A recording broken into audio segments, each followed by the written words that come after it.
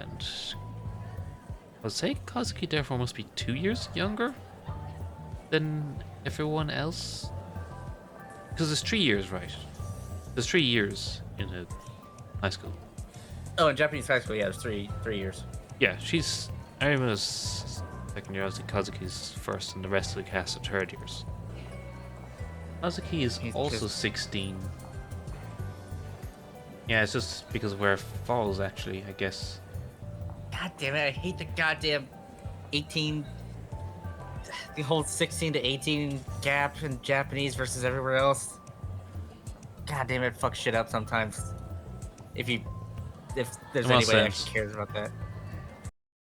Before we get into the first topic, because this topic is the foundation of the whole rest of the discussion, while itself being one of the shorter topics we actually speak about, just want to make it very clear, we are not condoning sexualizing minors. It's kind of the opposite of what we are trying to say. However, I feel at some points we do not make that clear, and that we're actually trying to justify the way that media, particularly Japanese media, portrays minors. We're perhaps not being clear because we know each other. We know that obviously we neither of us think like that, and maybe we're not making our frustrations with that clear in trying to figure it out ourselves. And I know, listening back, my discussion on how these games are written may seem as a bit of an excuse to trying to headcanon my way out of issues of games' writings and designs and why they assign ages to characters that frankly should not be given it. The point I didn't make clear succinctly that I thought there was the problem is when they are using age as an attraction in itself rather than a happenstance or an actual point of the plot. Which is not where we come in. We'd probably all feel a lot more comfortable if more of these characters were actually officially given the ages that they're actually written for. Anyway, on with the rest of the discussion.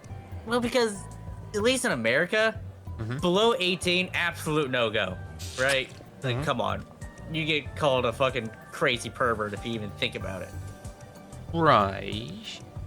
Which is why a lot of Americans have problems with games like these, because everybody in this fucking cast is 18 or below, yet Well, yeah.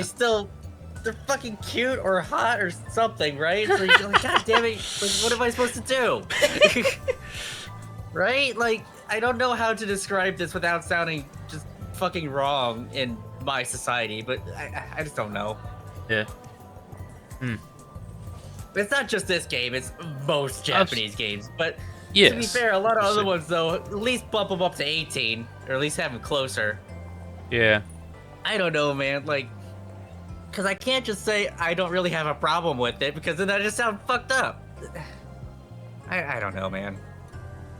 Not I will, in precisely. real life, this isn't going in the video, this is just me telling you. Yeah. In real life, fucking at least 21, because honestly, before you're 21, you're a complete idiot. Well, yeah. I wouldn't date anybody under 21. That's just like my real life rule. Yeah, not even a question. Also, we have to face the awkward reality that we are getting older. Well, Yeah. a bull like this. When I originally played this game, I could consider that. Right? Obviously not a 16-year-old. Fucking anything like that. Like, Jesus Christ, what are you doing? See, I feel like everybody can agree that 16 is like, come on. But God damn it, then there's tonight. Oh, you mother. Fucking Japan. But here's the thing, I don't get how that is really, how that part is really any different. Right? What do you mean? I'm not sure where you're getting at. I would struggle to see that if we were in Japan right now, how it'd be like, you know, as you just said, you and Daniel under 21 and anything like Yeah, that. in real life, no, they gotta be at least 21. If I'm dating because usually, okay, at least in my mind, I plan to date to marry, right? Mhm. Like that'd be my hope. Yep. And I'm not marrying somebody that isn't at least 21. No fucking shot. Like, Yeah, no. Preferably 25, honestly. Hey, it wasn't that huge. Yeah, that's more the Which I don't reality think of is, it I don't older think as that's a well. lot to ask, but yeah. Yeah. No, But because I literally realized to myself that, like, man, I didn't know shit before I was 25. No wonder they can't rent a car before then. I yeah, feel like, yes, since I turned 25, I felt pretty confident in my ability to understand shit. Which yeah, is why I'm like, okay, 25 is a good age. You understand what you are, what you're doing, what you think. yeah, You're solid. That's who you are. yeah. But That said, so say, and go again, on. 21's kind of like my overall rule. Like, yeah, Is yeah, this as you, the 28-year-old, in saying that? correct. Okay. 28 and a half right now, yes. Yeah. So if we took, say, a hypothetical 21-year-old, right? Mm-hmm. Now, 18-year-old finished or damn near finished school, right? Mm-hmm. I don't think anyone bats an eyelid. They think, I mean, if you're their close friends, you give them shit, like we did. In an example in wait, you're our saying friend group. someone But, dating someone older? Is that what you're saying? no, younger. We're in this in the context of younger. Unless you happen to be the 18-year-old dating the 21-year-old, right? Okay? Wait, I'm confused. I'm saying, if you're 21, okay? I was 21. Okay. You're 21, Yeah. 18-year-old, fine. Yeah, I wouldn't. Yeah, that makes sense to me. Okay? Makes sense. Well, I 16-year-old think is he now a hard no. 28. Right. Oh yeah. Right, okay. I feel like that's generally accepted, right? But I don't see why that would be different in Japan. If we're talking real world. That'll Yeah, still be the world. same case. Yeah, real world, yes. I'm just talking about the Mhm. game, these games, right? Yeah, I'm just trying to clarify that you're not just talking real world US society. You're talking just real world in general and, well, then these games. It's awkward. It makes it awkward to feel attracted to a character in these games. Like, because you can't deny it, and obviously I don't. But then I start thinking about it, I'm like, oh, fuck, does that make me like a pervert or a fucked up person? I don't, it's a legit concern I have sometimes. I would put it down. I put it down to more. I was about to say mental age, but even that's awkward. But then again, is it? Fictional characters generally they have the mindset and personalities of people much older because generally they're not written by Right. people of that age, right? Like the Right. the people who wrote these characters, they're not 60. Right, obviously. Unless they had an incredible career starting at like 11, but at best. So generally, fictional characters do tend to have, at least I think, in most of the time, their personalities are not exactly aligned with their ages, but that's fine. It's fiction, right? It's grand. Yeah, that's the other part too that I keep coming back to is that they're not fucking real. It doesn't matter. Yeah, that's where it gets into debate because Particularly from the 16/17 gap. Now below 16, I'm like, come on, dude. Like, really?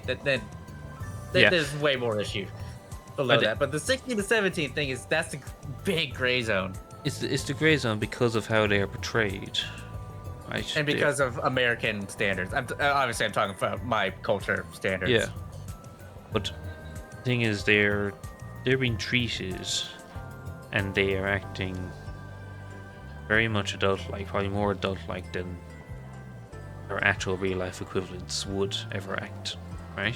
Right. Like, okay, Aonimura is so much more like a college student. Yes. She definitely acts like a college sorority girl type deal. And you find, and I tend to find that a lot of these characters do act like that. That's what they actually act like. And if you want one of the best things I got out of Steins Gate, and why I think Steins Gate does sit a little uniquely, is that it actually ran with that and went, look, let's stop pretending these are final year high school students. Let's put that bullshit out of the way. We don't, because they're not the characters we're actually writing. But That's only half of them, though. Ferris, Luca, and Mayuri are still in high school. describe Ferris as a high schooler is a very much of a stretch. I don't think she is, actually. Isn't she not the same age as Mayuri? Not far off. Okay. Hang on. I think they're pretty damn close, but that doesn't mean she's in high school, remember. Works slightly different in their system. But it's never mentioned. It's not part of their personality. Like, essentially, the cast there is She's 17. yeah. Doesn't mean she's actually in school, right? And also, she does not act like a 17-year-old. Fuck that shit. Occupation's high school student. That's literally just someone putting on the wiki because, like, well, she's 17, therefore she's in school.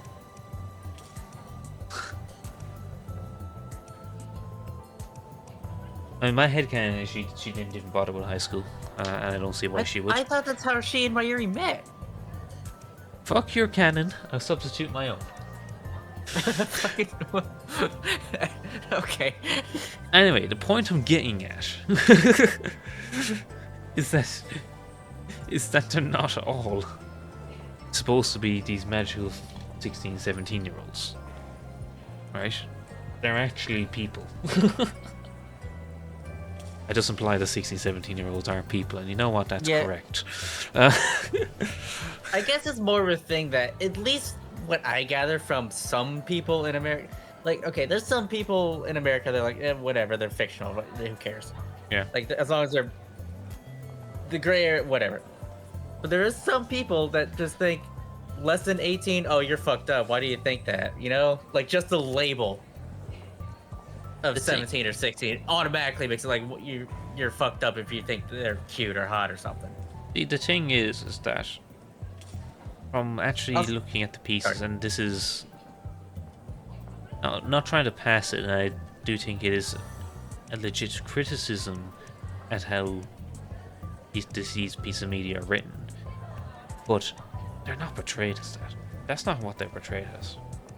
Like, what's the game? Like, look at the person on the left there. You tell me she's like just barely turned 16. Fuck off with that shit. No, Kazuki's design, she's fucking 23. Like, yeah. Right? Hinae, honestly, she passes better as a 17-year-old, but to me, she's like 19, 20. Yeah. That's But a very youthful one at that. Yeah, like... Yeah, she acts like a college student, 100%. Yes. And you do tend to find there is no middle ground, right? Like, the character designs go immediately from 8 years old to 18. Like that, right? Yeah. And yet they have to cram them in for the convenience of the plot into any other positions. You know, it's so, like... It's basically what I'm saying is I don't blame you, because that's not how they are designed or even written. But they're just shoved into these labels for the convenience of a plot and a setting. Because for the convenience here, it's decided that, well, for some reason, one of you has to be a second year and the other one has to be a first year. But also, for some reason, we have to write you as not those, because it doesn't make sense. Now, you could say that, well, I remember she acts like basically a college student, and more mature than you'd expect, but actually that fits with her story and her character. That's not unbelievable, right? So you're like, okay, grand. She's justified to be like that. There's plenty of characters that aren't, that don't really make sense like that. Or there's characters where, okay, they do make sense like that, but then why did you there's no need then to make them the age they were in the story. I'm thinking a lot of Higurashi here. There's no reason why the cast is the canonical ages that they are in that game. Oh yeah, Higurashi's an even weirder one. Yeah, none of them act like the age they're meant to be. You can look at Mion and Shion, it's like they're not 14. No, they're in their early 20s. Not. And they don't act like that. Like, it's not even a design thing, right? Because if it was just a design thing, you'd say, wow, these games are designed by perverts. And I mean, in the case of Higurashi, I think they were, but that's just a side issue. Because they're not written as 14-year-olds either. Oh god, no. No. they're written as the youngest in that cast is written as like 15, 16. Like even the two alleged 11-year-olds, they fit better as the 14, 15-year-old. Yeah, I was gonna say the one that makes the most sense to be as young as she is fucking oh god, what's her name? Hatoko? No, Satoko, yeah. Satoko. Sorry. I mean, yes, it makes sense why she's that young, but I still don't think it even fits a lot of the time. Like, if you told me she was a 14-year-old, yeah, no, I believe that. That actually makes sense. If anything, she's still even written. They're all written too young than they are, and I guess I do understand why people headcanon them to be like 3 years older. Just add 3 to any of their ages, and it actually makes sense. Yeah. Probably doesn't help that, to be fair, that community is full of perverts anyway, so. Yeah. I wouldn't know, so I'll take your word for it. All I'm saying is, blame the game, not the player. Kind of on this. Yeah. I'm not having like a crisis about her, nothing. I'm just thinking. It's just a thought that comes out with me, especially with Hinae for some reason. Yeah.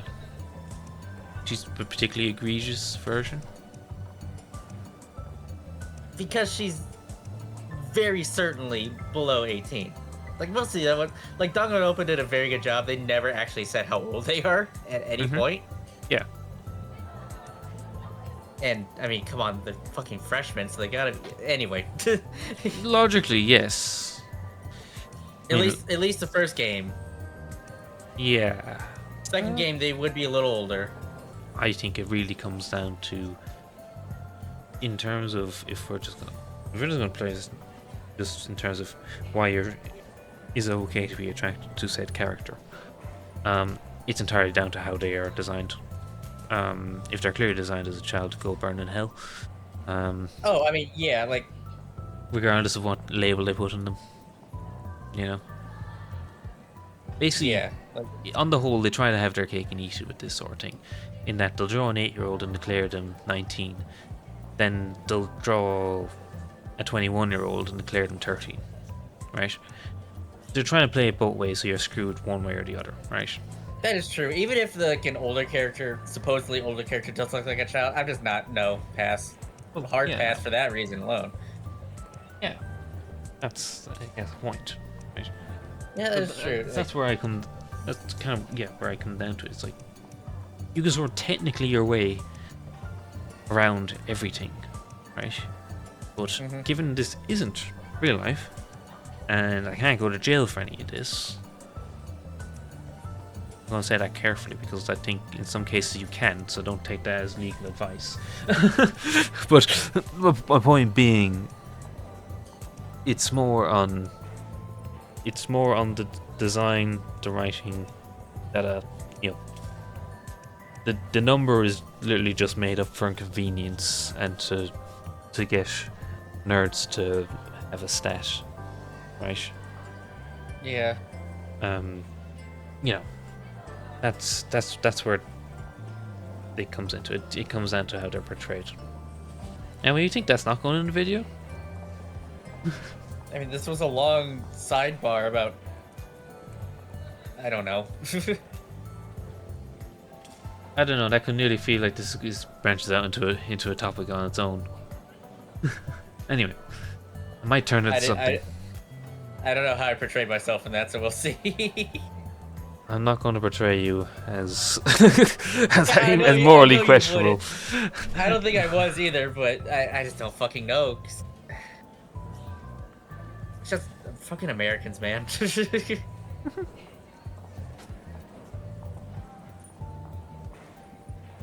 Yeah. I just come to just be. I'm not sure how to say this, but like, I greatly appreciate how open Japan is with sexuality and stuff like that. Yeah. It's not that big of a deal there. Mm-hmm. And I greatly appreciate that. Not even just for perverted reasons, just for like expression reasons. You know what I mean? Yeah. Now, some people there take it too far, and you know that's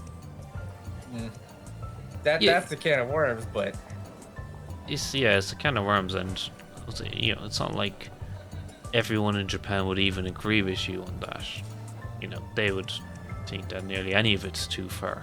You know what I mean?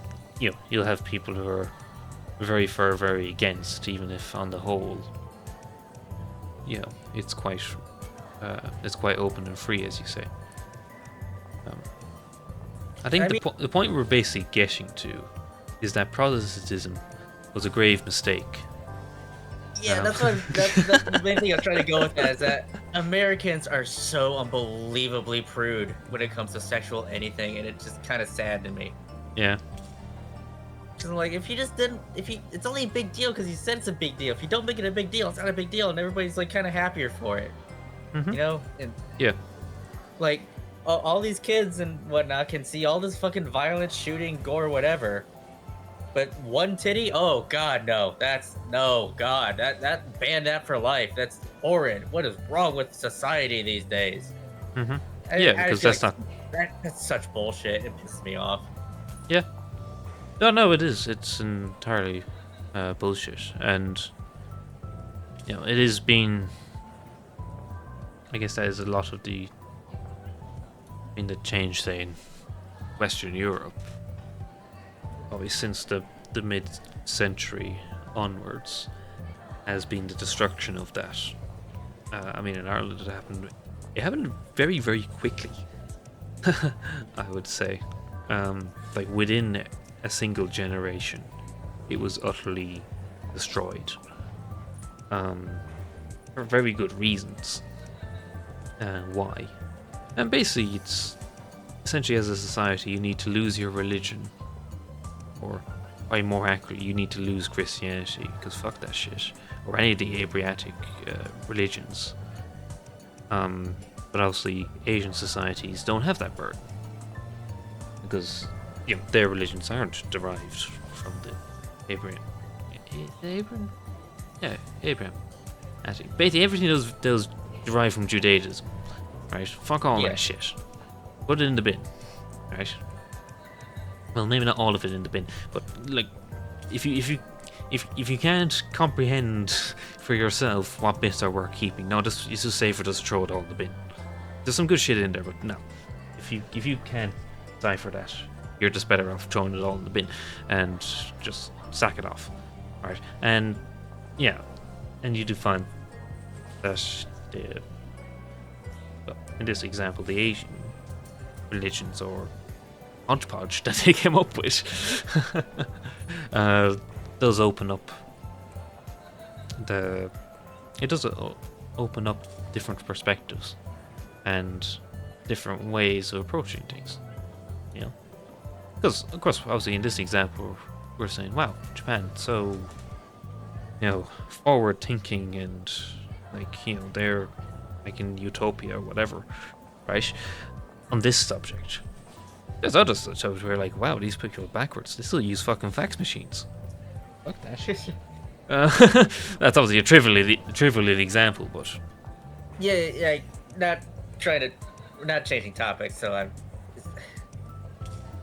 just Japan. I mean, they're kind of a hodgepodge of religions anyway, because the general vibe I get is that religion is not that big of a deal. If you believe in it, cool. If not, whatever. Yeah. But if you like Shinto, cool. If you like Buddhism, cool. There's not a lot, but there's a percentage of Christians that are like, okay, cool.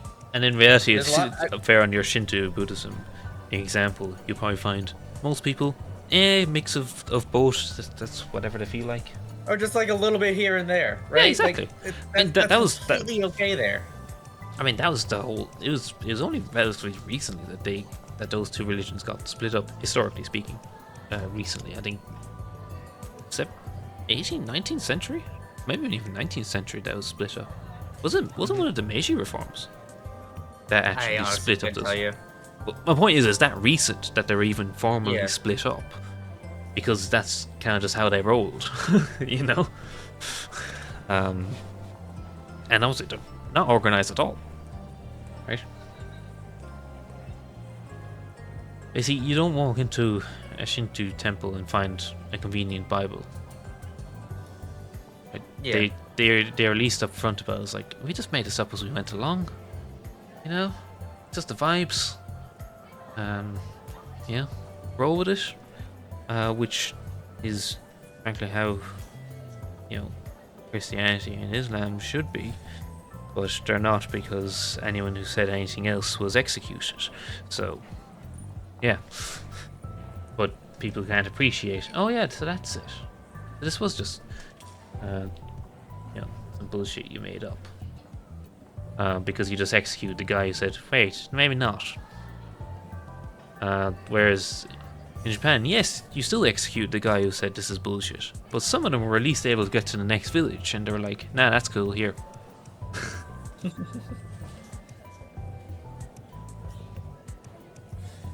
What we're saying is we should all just convert to Buddhism. We started the point of all this was talking about sexuality and Well, like, that's things because being it's linked. sexual. Because Yeah, this is no, the root of it. Yeah, I know. I'm just kind of thinking how we got here, and it's just kind of funny. Yeah, because that's what it comes down to. We're just, for whatever reason, we're decided just to explain why Japan is more open about sexual stuff in general, which technically doesn't really have much to do with the whole 1617 thing that we started on, but I mean, here we are. I mean, it's the natural where you get to that. From that. Yeah. That being said, there are definitely parts of Western Europe that are sort of at a similar place. I mean, Scandinavia, the classical example, but even then, I'd say there's selective picking there, I think, is going on. Yeah, I mean, on that. So, just kind of like explain that, atheists, and I don't know. My point is, maybe to your American example, you take this shit way too seriously, right? And that's, I think, is where you're not you personally. No, you're. Oh, okay. You've just gone on a whole rant about how it's bullshit. Okay. I thought you meant me about the character thinking about this. Okay, No, I go- was on about North America. No, America. As a God, whole, just take all this religious bullshit way too. They take it way too seriously. They take it more seriously than the alleged pious Europeans. They sort of look over and like, look at all those good people over there. It's like, then you actually go to Europe and you're like, ah, screw that. We may have exported this shit to you, but like, we're not following that.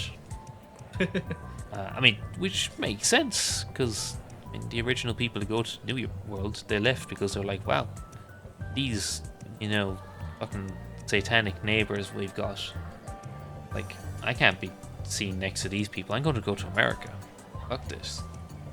So, you know, it is interesting in that sense of that's how you've got the divide of literally, like, the New World was where all the religious nutjobs went, because people wouldn't stop pestering them in Europe, being like, "Wow, you're a religious nutjob, just fuck off." So they just fucked off, but they fucked off to America, where they lived in isolation and convinced themselves that this is normal, whereas, you know, the rest of the world just got on with it, and eventually came to the conclusion that, yeah, fuck this shit, this is bullshit, and just, you know, naturally evolved into something somewhat workable, whether that was gradually over time, like in a decent parts of Europe, or through violent revolution, or through, well, just a quiet agreement amongst everyone of, yeah, no, screw that. Let's just not do that shit anymore. Okay, bye. Except where it's convenient, because of cultural reasons we can't really compare. Religion in Ireland is fucking fascinating. But, I believe it. Yeah, like most of the British Isles and Western Europe in general is probably super interesting. it would be quite. I think it is quite eye-opening, I would say, for Americans, particularly on that, to see how it is treated here.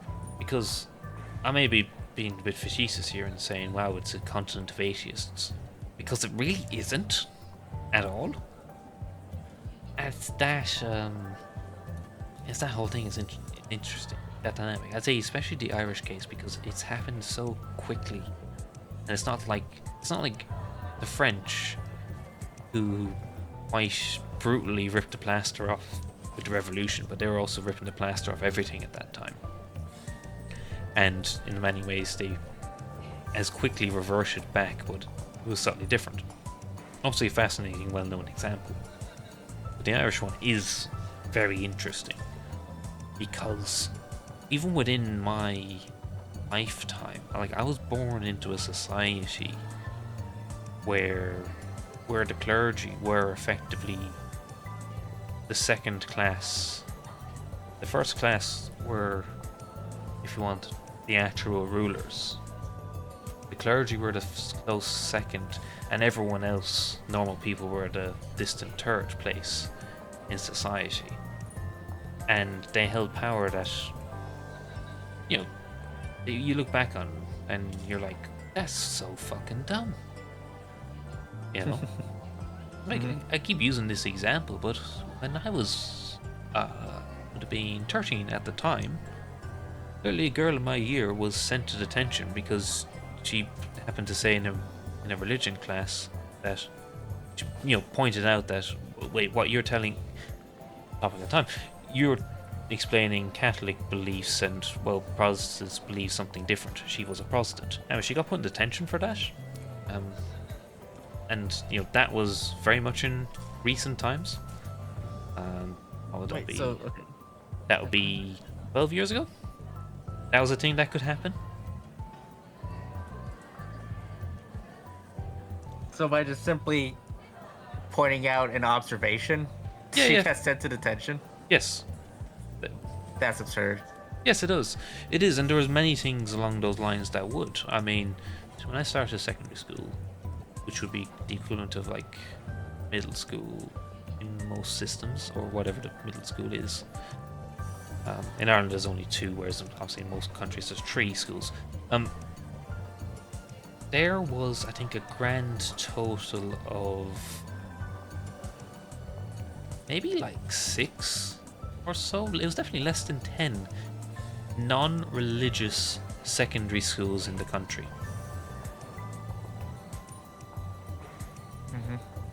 Like, I know Ireland's not a big place, but like, that's crazy. Like, there wasn't even any, I don't think when I started there was even any and had actually opened in the whole west of Ireland at all.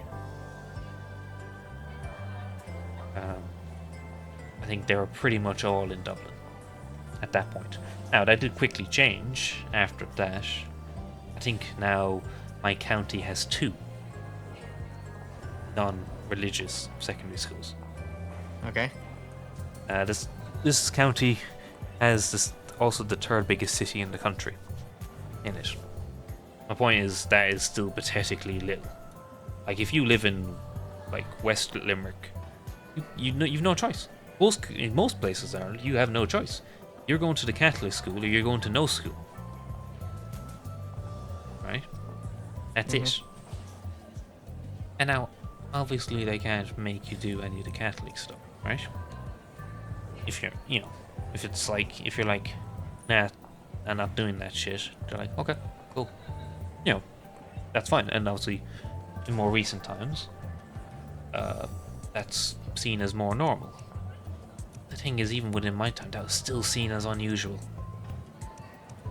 To be, you know, it's like, I think in my year, in my year, I think it was actually only that girl I used as an example. I think she was the only Protestant I know of. At least the only one who didn't actively participate in any of the religious bullshit. Because, again, even when I was 16, 17, you know, the last years of high school, there was still religious bullshit to be done. You know?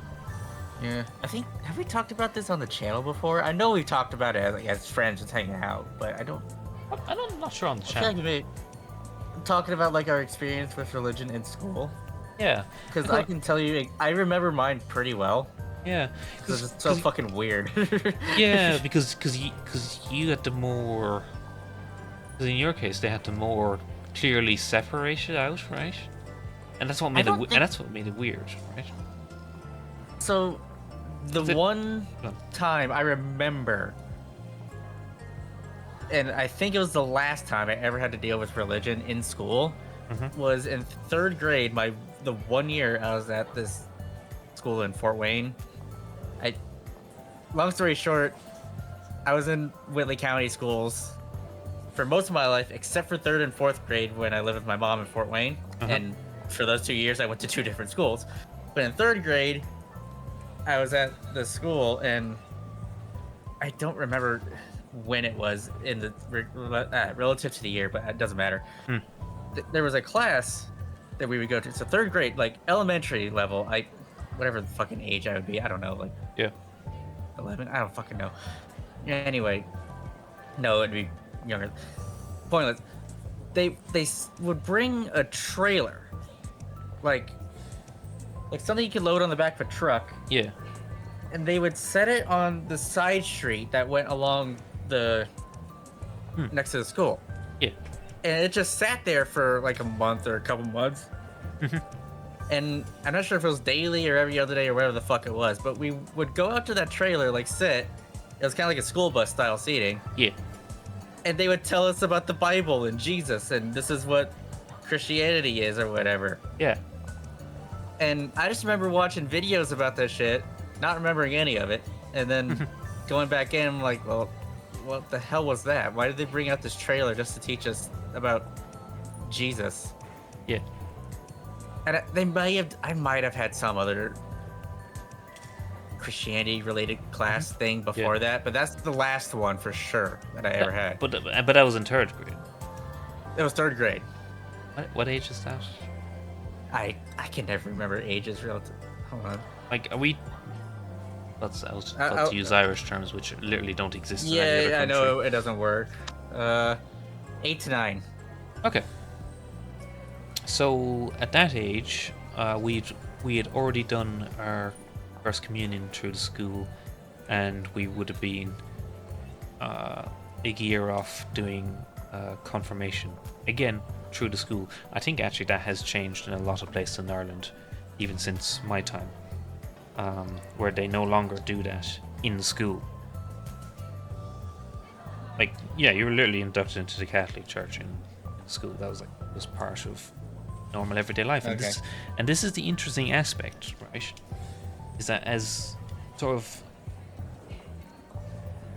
casual and nonplussed as society in Ireland has gotten towards religion, and especially the institutions of the church. Well, actually, I'd say a lot of people in Ireland are actively hostile against the institutions of the church. There's some things that I think have just become so ingrained in our culture that they're hard to get away. Like I think the idea of a child in Ireland growing up without having their first communion,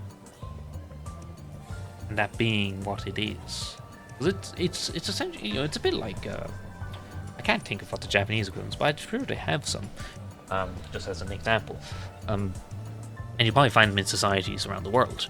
It's in Ireland, they are part of the whole coming of age thing. Obviously, it's not. Well, maybe it's the wrong phrase, but it's just part of saying, "Wow, you're no longer an infant. You're now a child," or "You're no longer a child. You are now a young person." Right? Mm-hmm. That's kind of where they sit, and they work quite conveniently for that, right?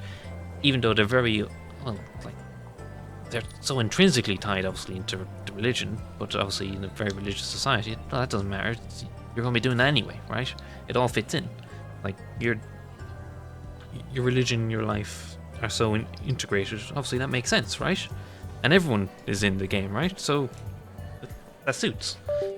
And I think it's becoming more awkward now, in that culturally, well, we still have to have some excuse to give 8-year-olds a ton of money and have a big party and dress them up in weird ways. But it's like, but none of us ever go to mass.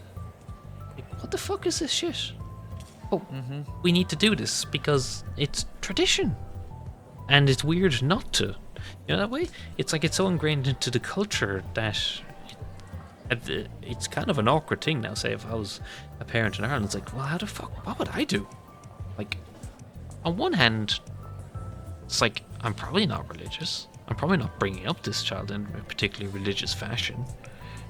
I'm probably only technically a member of some parish somewhere, because I can't be fucked to get me removed from the records, because why would I do that? Because that's weird in itself. But you're like, so do I just go along with it? Or if the school goes, well, we're not doing this through the school, you gotta do it through your church, like a fucking modern country should do. Then you're like, well, do I do that just to basically be a member of this church for like 3 weeks? So we can do the thing that's expected of society for us to do? But even if most of society is not even sure why we do it this way, but we also haven't come up with anything better. Right? And that is an interesting difference between America. Sorry, you finish your thought. Yeah, but it's like, yeah, so that's, I think, is the awkward point where Irish society has developed itself to, and this has all happened very, very quickly. Like, we're talking literally within the last decade. Yeah. That this has happened. I think the speed of it is kind of catching up, is what's catching people, or society as a whole, out, is how quickly this has happened. Because it was literally overnight the country just turned on the Catholic Church. Yeah, literally overnight. It lines up. Oh my god! This reminded me of something I was going to ask you about, because Oni plays. Chris had his friend Niall on. Yeah. And Chris, I just remembered he remarked one time. It's like, or no, maybe it was Niall. I think Niall just remarked like, yeah, remember how everybody used to go to mass all the time, and then just all of a sudden everybody just stopped? And he was like, yeah, that was kind of weird, wasn't it? I was gonna ask you if that was a real thing, but you just described exactly that. Yeah, everybody just decided we're not doing this anymore. Yeah, it is entirely That's real. That's so fascinating. That's so cool. It is, yeah, it is 100% real. I think my age, at least in my village parish, this was kind of when my sister had her confirmation, it had already kind of happened then. Actually, no, it had already happened. Even for my confirmation, it was tenuous. There was also some things personally going on in my parish that happened to line up with that time anyway. With the particular people involved in my parish. But it was actually around pretty much the exact same time that was described, where the whole country just turned. It's entirely down to that.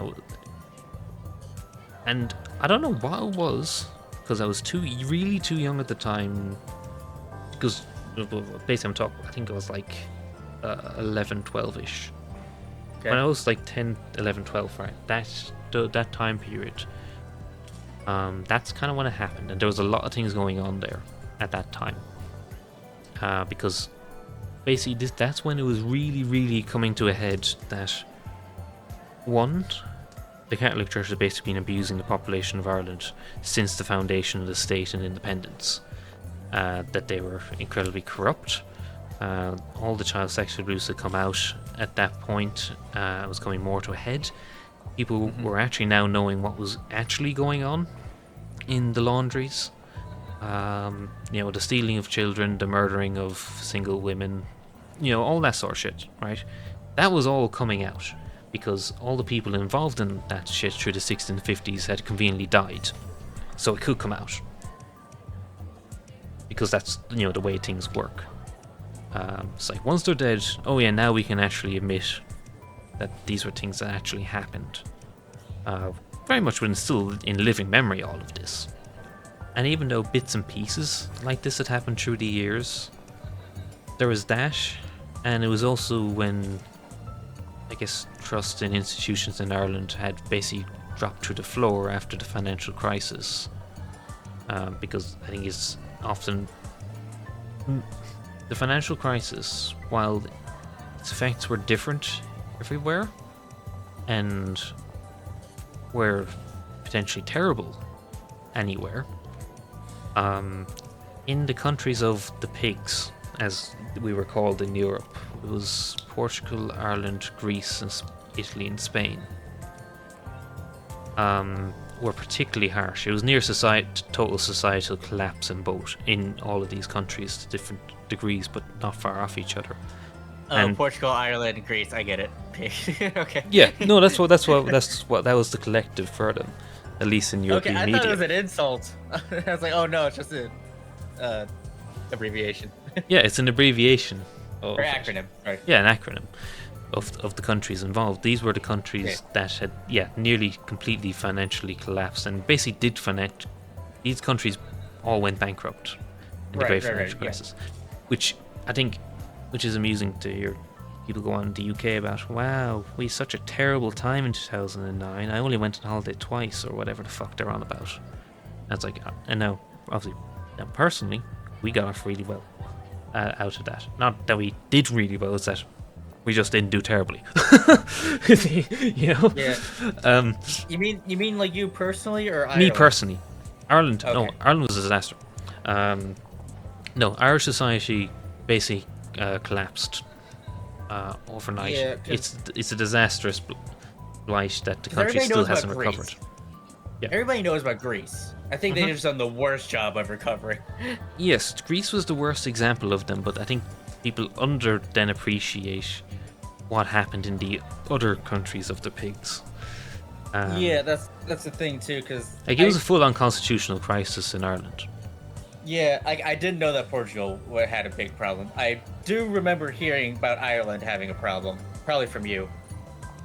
But everybody knows about Greece. Greece is the one everyone knows about. Yes, and but so it basically was all happening at the same time.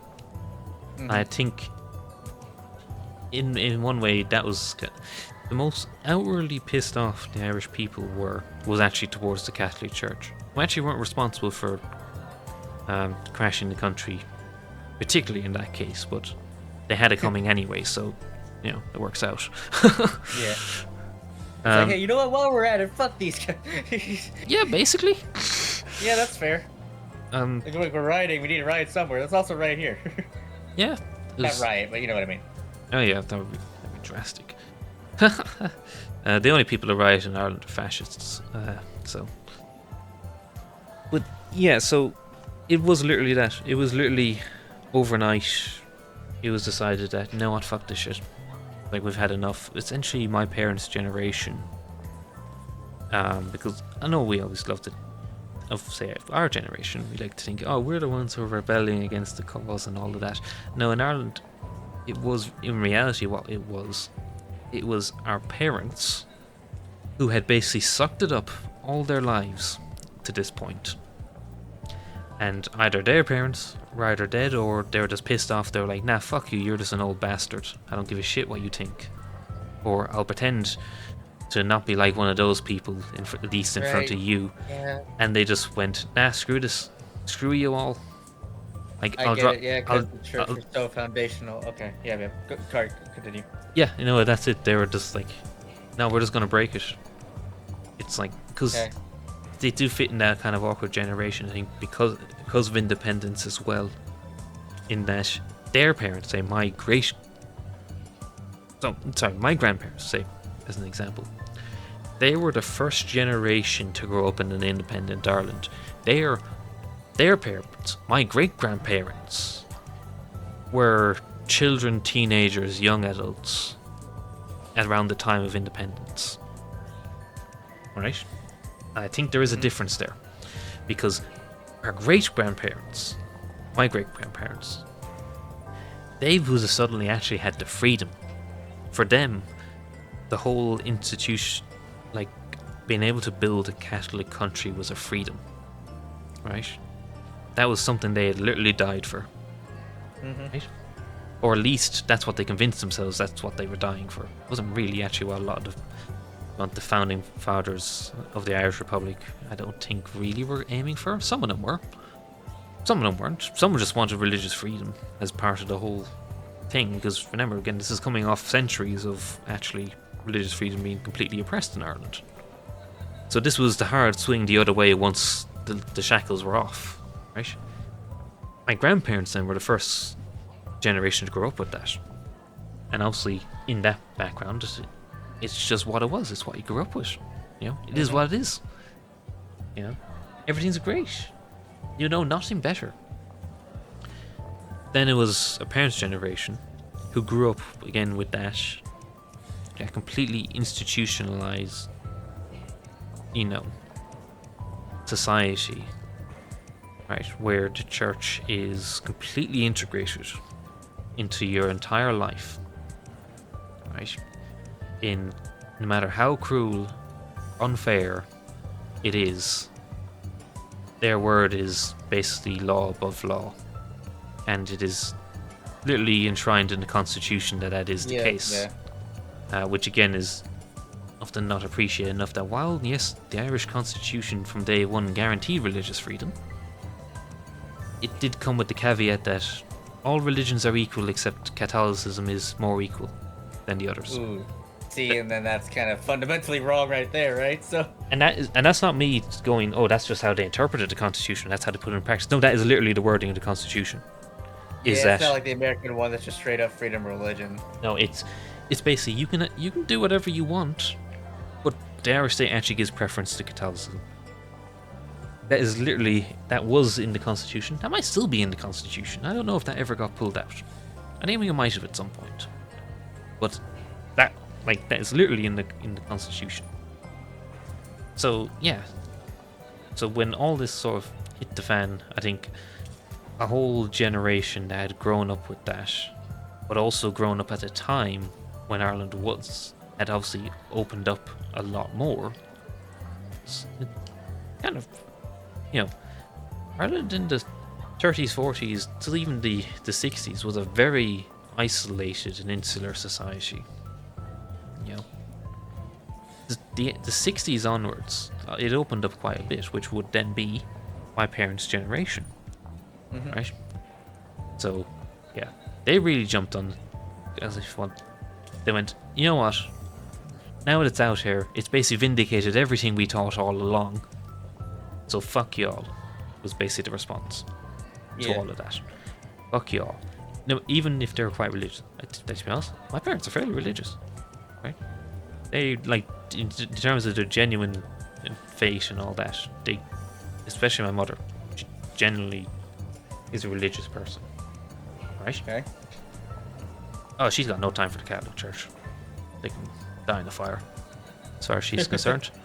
I think she pretty much only likes one or two priests that she knows personally. To be fair, the current parish priest we have, and I actually agree with her, he's a great guy. All the time in the world for him. He's wonderful. He's like the only genuine priest I've ever met in my life. Yeah, they're kind of hard to find, aren't they? Yeah, no, he's a great guy. Genuine great guy. He'd actually make you believe. Good. Right? No, he's a great guy. He's a natural fucking Christian. Basically one of the only sermons I can remember of all these things was one where he made a point of, his sermon was, you know what, stop being fucking dickheads to gay people. That's so unchristian of you all. Generally a great guy. All the time in the world for him. The rest of them can die in the fire. My father clearly will say at nearly any point if you prod him, he's his view on the clergy is that one should be brought out and shot every day. Jesus. But not Jesus. Yeah, but then at the same time, he would also be the sort of person who would genuinely, say, I don't know. You say, oh, using one example where we'd be like, all right, so hopefully we'll be at Le Mans in June. It's like, yep, I hope we are, please God. Genuinely. Oh, yeah. No, I don't mean from a sane point of view, the way I go, oh Jesus, not that way. He's genuine. As I say, they're actually believers. Yeah. And most of people of their generation are. It'd be nearly impossible not to be, frankly. But it's, as I say, their issue is with the institutions, not with the faith. Okay. So yeah. I'm just kind of reflecting back on America's version of that. So obviously in schools, as I've kind of described, it's definitely not that extreme. It's instead of I may have missed it, but you said basically all this religious shit that you had to do was required, right? Pretty much, yeah. It'd be very strange if it wasn't. I'll put it like that. Yeah, exactly. So Like obviously how I crucifixes in describe, classrooms and all that sort of bullshit, right? yeah, like here, as I've kind of described, it's like nudge, nudge. Hey, you should probably get into this guy, right? Huh? Yeah. Huh? But I think that's kind of so okay. Obviously, America has freedom of religion in its constitution as well, but it's just that, right? I don't think there's any more to it than just Mm-hmm. practice whatever you want. But the unwritten bonus of that is that you can't force people to do it either, right? Mm-hmm. Yeah. And that's something I've greatly benefited from in my life because it's way more based on like your family and what they will think of you. Because I was very fortunate that both of my parents, and my parents were never married, so you know I have the two sides here. Like my immediate parents and even my immediate grandparents, I would say, not religious at all or barely, like bare religious. So I was never internally closely pressured to do anything. They didn't give a single solitary fuck. Mm-hmm. And I feel, ironically, I think that's a blessing. Yeah.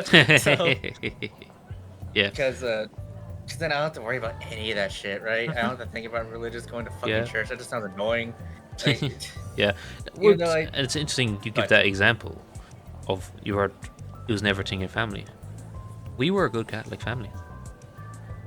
It was a thing for us and it wasn't a thing because, oh wow, we're super faithful and all that, and obviously even within our time, there would have been a lot of families where pretty much like you just described there, like they would have been like your family.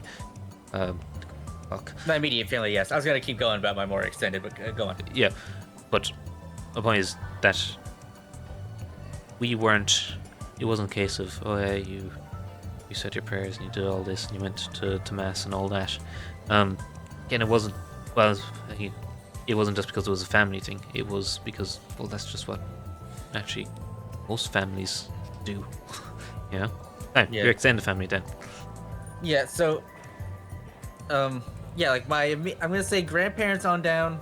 Mm-hmm. Not religious, or definitely not that they ever made it obvious. I know my parents for sure aren't. Mm-hmm. But my mom's side, if there's anybody on my mom's side that's religious, I do not know. They've never made it obvious, or it's been such a minor thing that just doesn't really matter. Yeah. So, however, on my dad's side, a lot of my great uncles, actually, although except for my grandpa, my actual grandpa, very religious. Very. Like, so for a bit more context for anybody that's actually still listening to this shit, if that's even in a video at all. I don't know what this is going to become. This is going to be a weird side tangent that's going to appear. This may appear like months before the actual Chaos Child series, by the way. If I feel like it. Anyway. It'd be kind of funny. I would just call it like Kazuki and Hinae listen to our podcast for however many minutes it is. Yes. Anyway, a bit more context is oh, okay, yeah, I remember now. So the county I come from, County, Indiana, which is rural as fuck. It's also bleep for the audience, but anyway. Yeah. Why would you be bleep? It's a fucking county. Who cares? There's like 5 people there. They'll know it's you. There's 10. Oh my god. Anyway. Were you about to say there's 10? 10,000. That's where I come from. But at least my dad's side. Yeah. Like they're very heavily based in that county. It's a rural as fuck county. Very generally religious. And as is the state of Indiana in general. In my experience, I would say that Indiana is way more religious than most states. Like more religious than average. Yeah.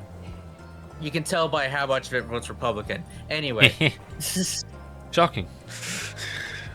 So that's why, like, for the side of the family that's hard farming family from Bleep County.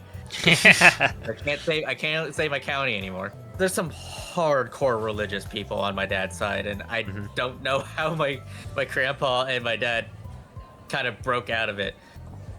Yeah. But again, I'm so glad that I was not pressured to do religion at all, because most families, and I could kind of tell growing up, but especially in retrospect, that a lot of families really pressure their kids to be religious, to follow the same religion as them, especially Christianity, obviously, Yeah. is the majority. And I know of somebody, I just kind of heard the story secondhand from my dad, but somebody on my dad's side, I'm not sure how he relates to me, but one of my cousin's kids, classic farm, got like the family farm. God knows how many kids they have now, but if I remember right, one of their kids just like was like, "No, I'm not into this. Also, I'm gay," and they just immediately ostracized her, Yeah. which is a real fucking shame. Yeah. And I can't say I knew any of them very well, Mhm.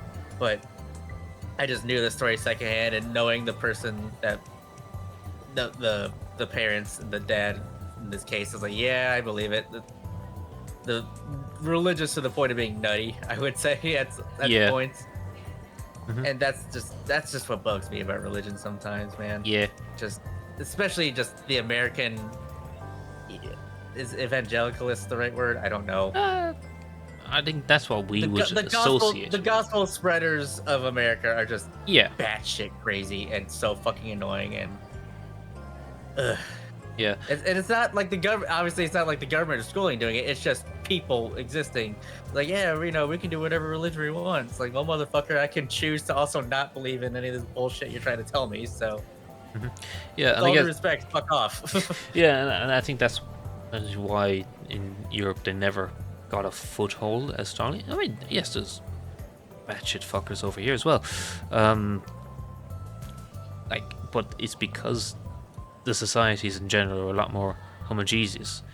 How many? Jesus. Homogeneous. Hallelujah. Homogeneous. I know what you're trying to say. That's the word I'm looking for. Yes. Because of that, as for all the problems that brought, there basically is no atmosphere for them. As I kind of said way earlier, it's like historically, all those nutters got exported to the US because that's where they can actually do their bullshit. Because they were just called heretics over here, and either at minimum they were shunned, and at worst they were executed. So, they didn't get much traction over here. It's only actually more recently that they actually get any traction here, because that's kind of broken down over here. And of course, the legacy of having such uniform societies, in a sense, is being felt, right? It's this the whole reason why xenophobia in Europe is such a big problem. That's kind of the root of it. It's like, well, you don't fit in. You don't even believe in this god I don't believe in. Fuck you. Which is the hilarious thing about it, really, when you break it down. It's like, because essentially people are being prejudiced against others because they don't conform to their idea of, say, like, I don't know, a good Englishman or something like that. But it's like, well, motherfucker, you don't really apply to that same ideal either. Like, you threw that in the bin for a good reason. So, I don't know why you're getting all uppity. Apply as appropriate throughout Europe. Yeah, I mean, the stuff I've heard from Polish people I've known about growing up in Poland. Yeah, it all follows the same shit. It's actually, I remember one time I was speaking to Polish co-workers on a long drive. It was actually a day, to be honest, we kind of just made up. We're like, fuck this shit, let's just get out of the office for a day. That's what we did. And in that process discovered that, wow, Poland and Ireland are very similar. Who would have thought that two rural and sort of neglected Catholic countries would actually turn out very similar? Funny that. But at least it kind of was helpful in proving, right, there's a common denominator here. I see what it is. And also that the results have pretty much turned out the exact same way. Yeah. Yeah. Also in terms of both of them, those countries have also pretty much exported all of the good youth that they had, pretty much for the exact same reasons. This is definitely kind of branching off since we're just kind of talking about all this kind of deep shit in one go here. So Okay. we're just kind of like fucking at this point, right? Yeah. Semi-related is that like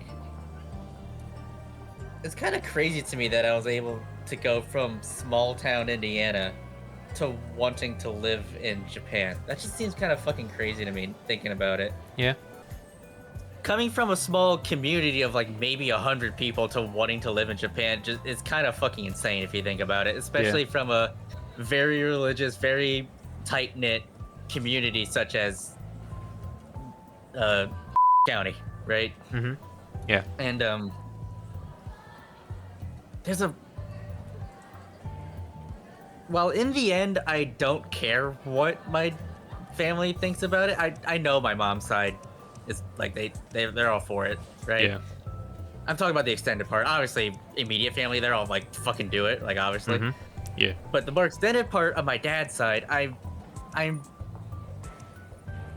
kind of fascinated to see what they would think because I haven't really told too many people. Like I haven't like posted on Facebook yet because I never post on Facebook anyway. But yeah, fuck that.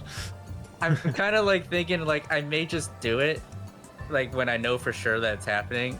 Well, yeah. Because there's a part of me that wants to see how some of them react. Because I feel like some of them, maybe not publicly, like even like behind the scenes. Of course, I never know. Yeah. I just wonder what they would think of it. Mm-hmm. There's a part of me that kind of wants to know, but there's also I don't give a shit. So why? Who cares? Because I can just picture so many people just being like, "Why the fuck would you do that?" Right? Mm-hmm. Yeah. Because I can imagine a lot of them thinking, why on earth would you ever want to leave the greatest country on earth, America, right? Yeah. Well, probably the greatest country on earth, Indiana. Probably more accurately to their thinking. Oh god, yeah, like why would you ever want to leave the greatest place on earth, county? Yeah, exactly. It's an interesting thing to me too, because related to that, kind of going back to what this way started off is liking certain things okay, right? Mm-hmm. I was never discouraged from liking Japanese anime stuff growing up, but what am I trying to say here? Something I wrote about in my application. You saw it.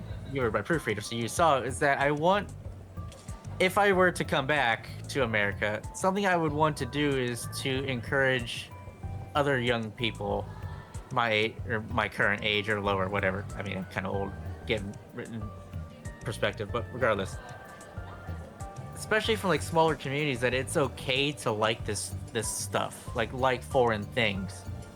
Yeah. Because I feel like that's a general thing in America, at least definitely rural America. Cities different thing entirely. But I don't really know. Is that like if you like things that are outside of your culture, you're like fucking weird, right? And yeah. I don't know how true that is. I mean, again, for me, I feel like I just kind of lucked out with both my parents and immediate grandparents not really giving much of a shit. But outside of that, and I feel like a lot of people would feel kind of repressed in a lot of ways, which is what leads to rebellious phases of that sort of shit, right? Yeah, exactly.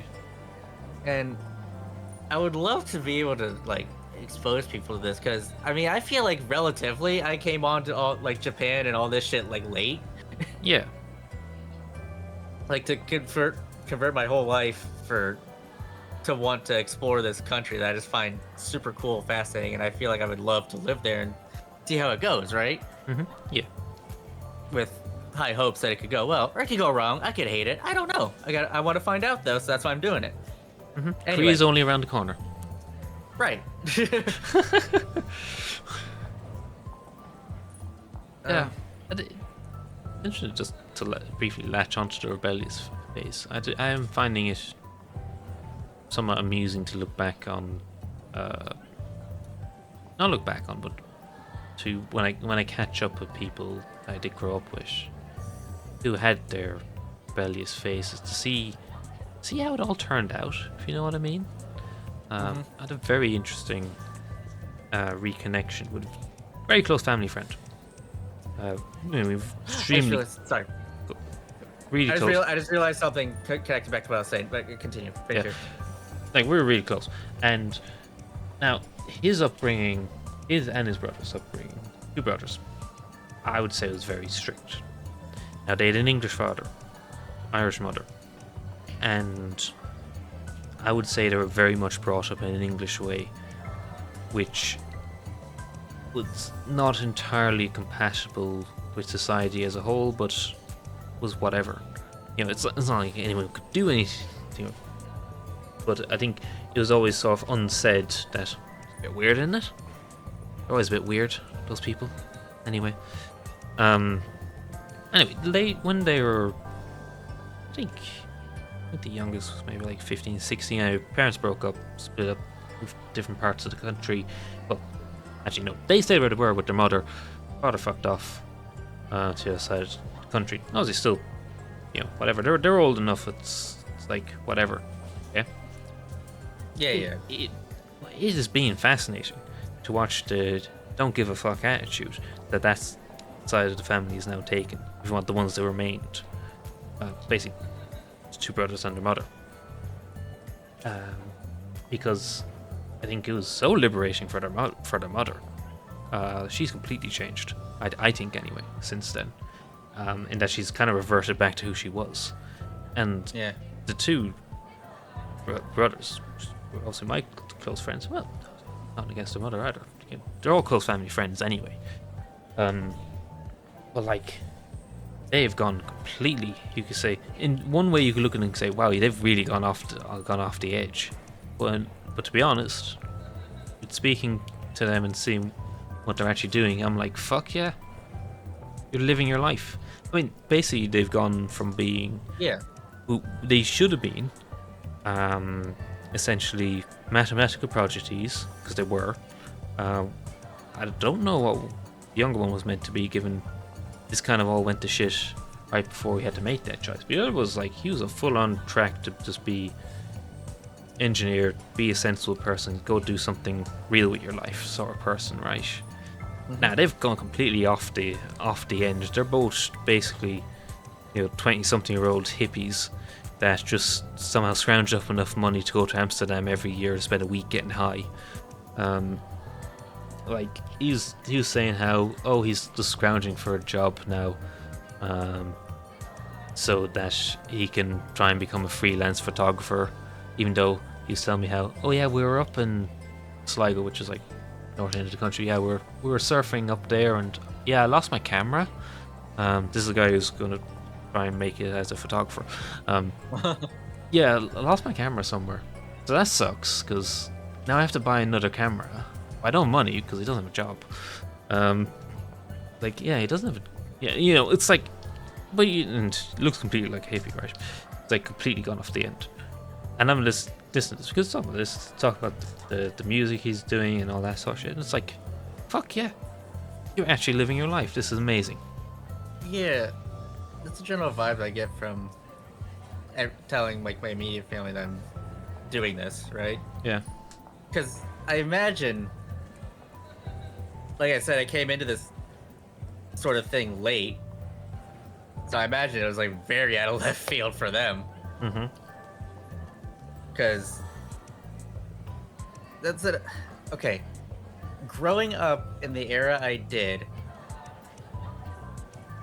anime and all that shit was for nerds, and you were a loser if you liked any of that shit, right?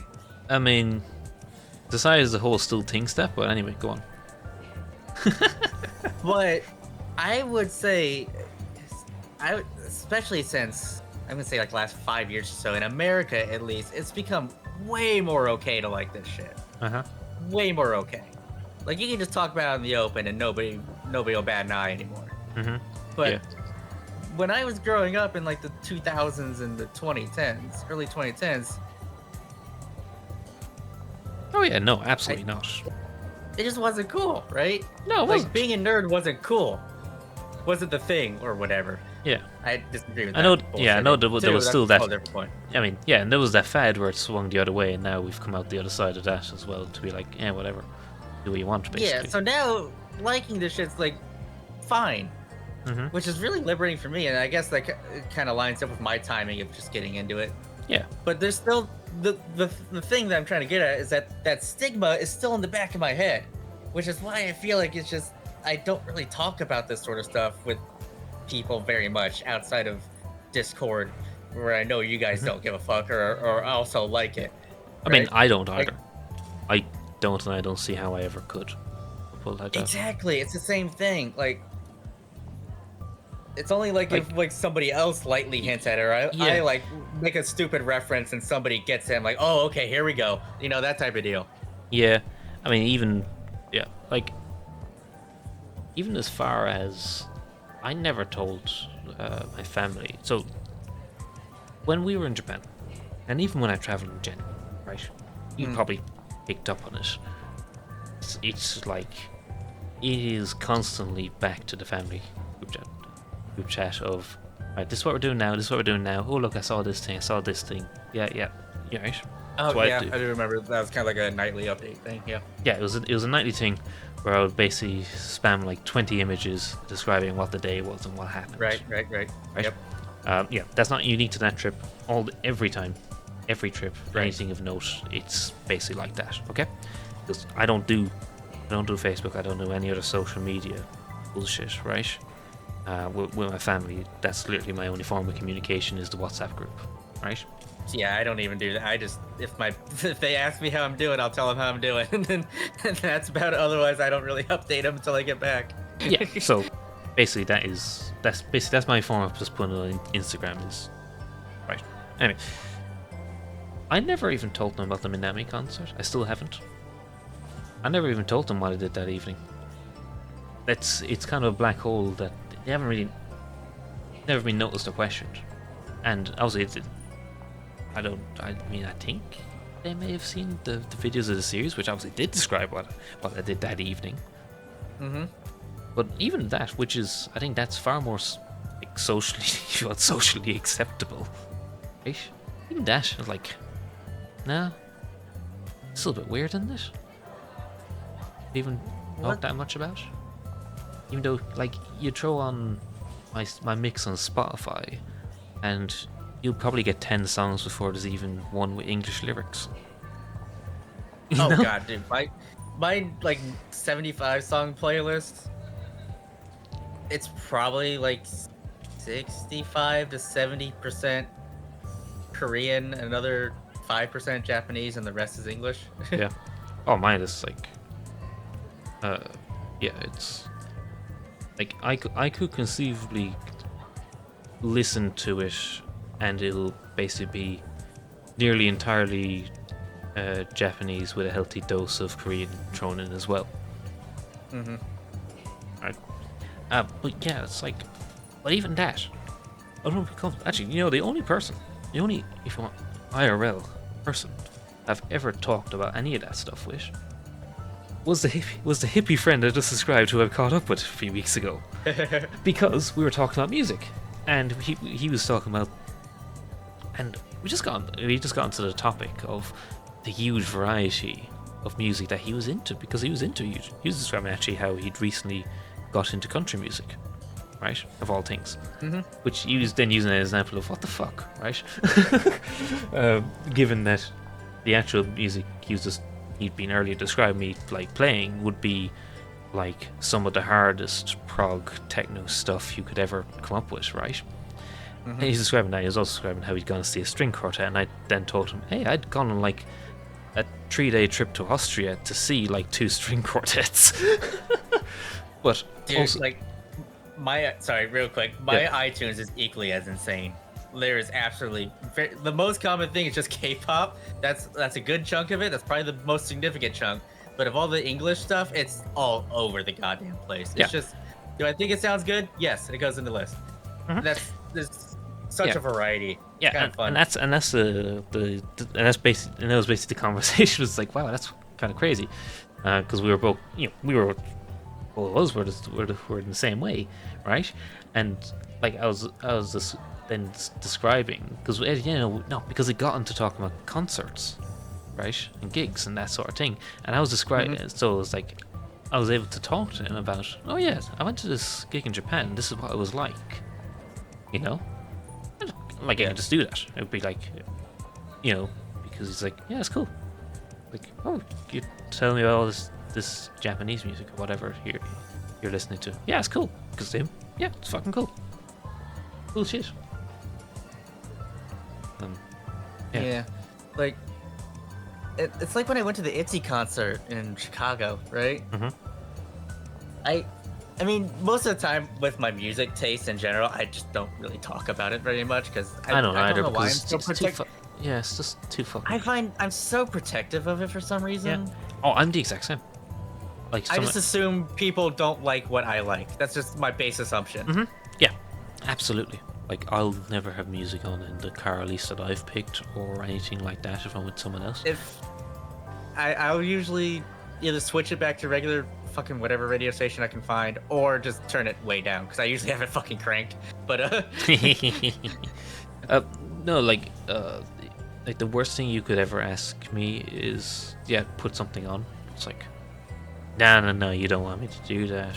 Yeah, I think that too, because my immediate thoughts like I just assume, even if like I know they don't really judge me or they know I like that sort of thing, I just assume they still don't want to hear it. Yeah, and it's like, no, you don't. It's like, I mean, I even when I turn into the gate into work, I even turn it down just in case.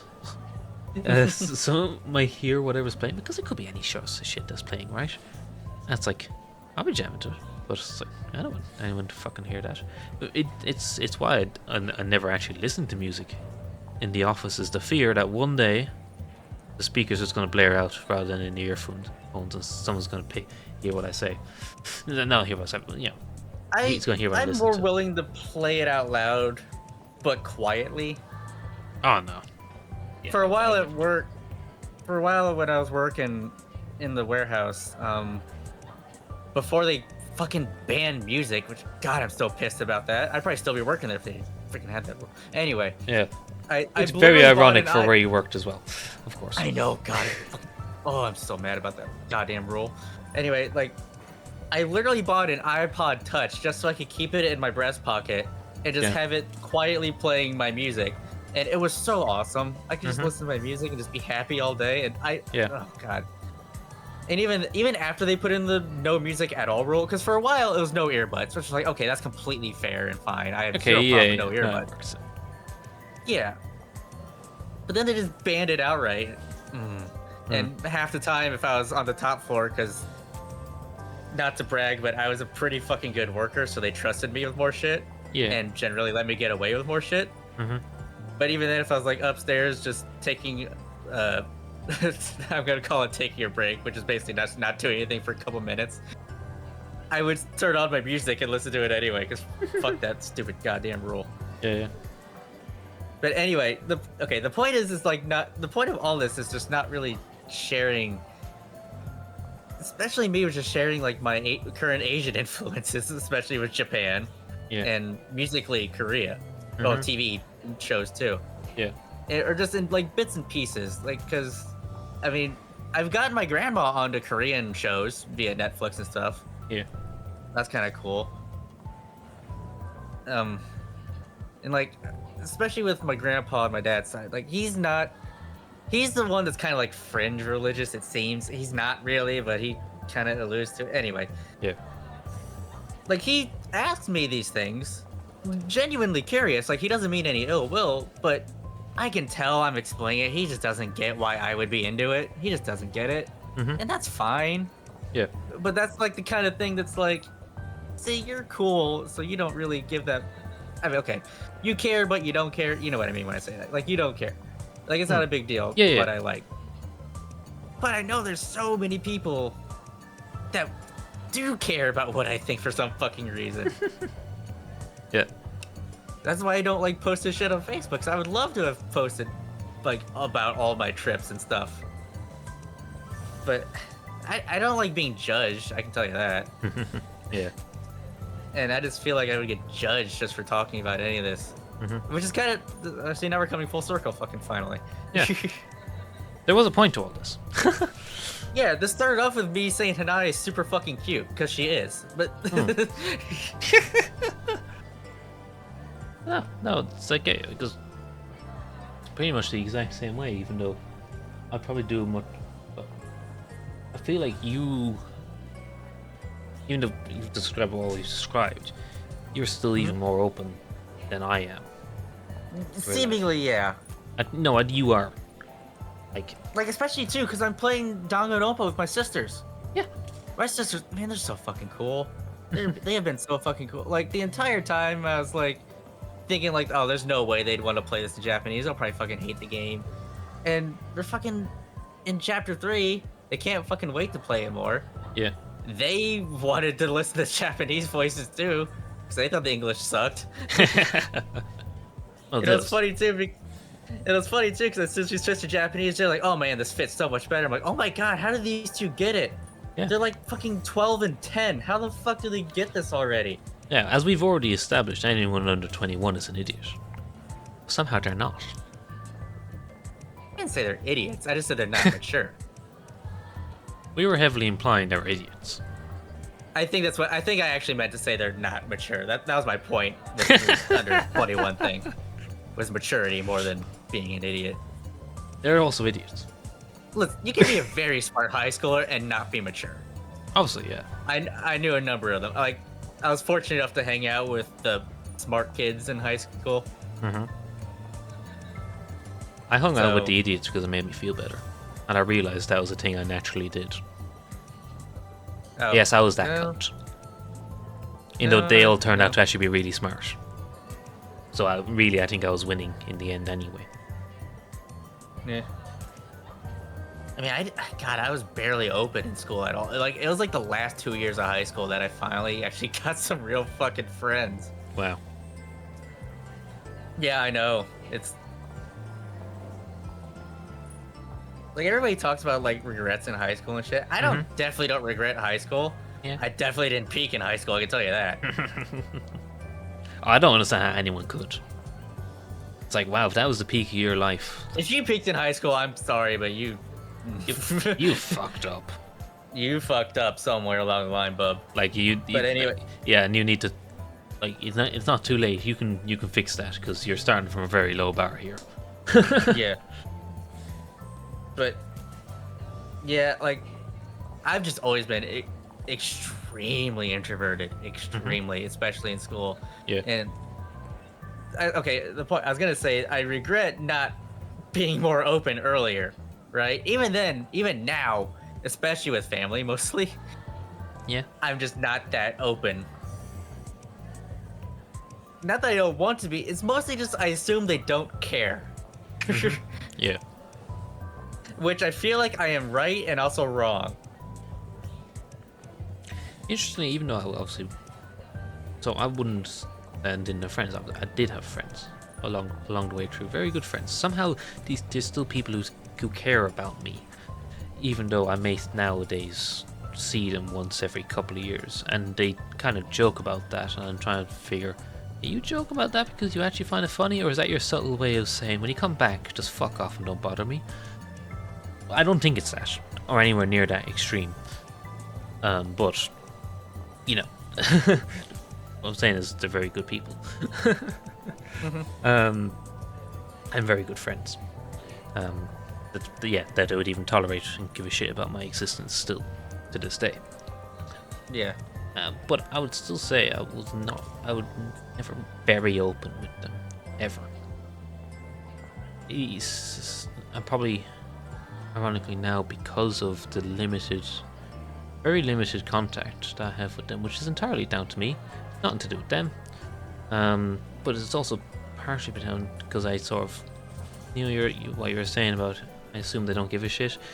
That's actually kind of the problem here. It's now just made me realize that that's kind of what's reason why part of the reason why I've never felt a great need to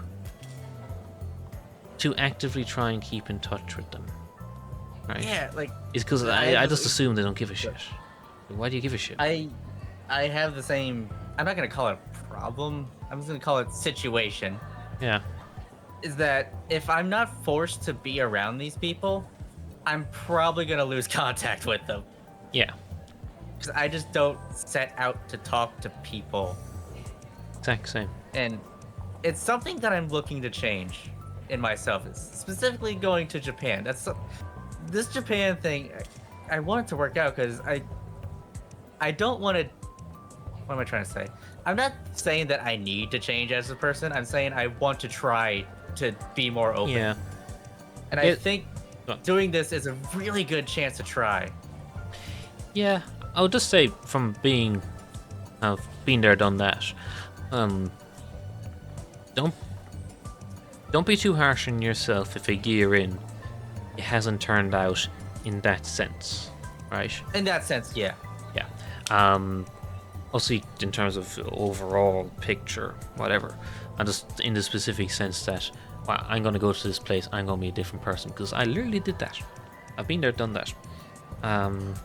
It's not, basically, it will probably happen, it just won't be in the way you think it's going to happen. But it's actually kind of interesting in your case, how it does turn out, because obviously you're doing it a lot later than I am, and at a point, it's still a little different, because when I moved to England like 2 months after turning 18, which, as we just explained an hour ago, to great extent, is the time when, things are happening, and you're probably still an idiot, and you are still an idiot. Those are my words, not yours, of course, as we just clarified.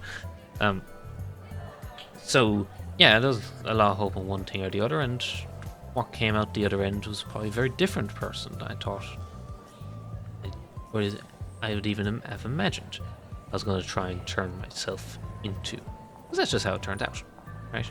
Yeah. I guess that's kind of the caution point there of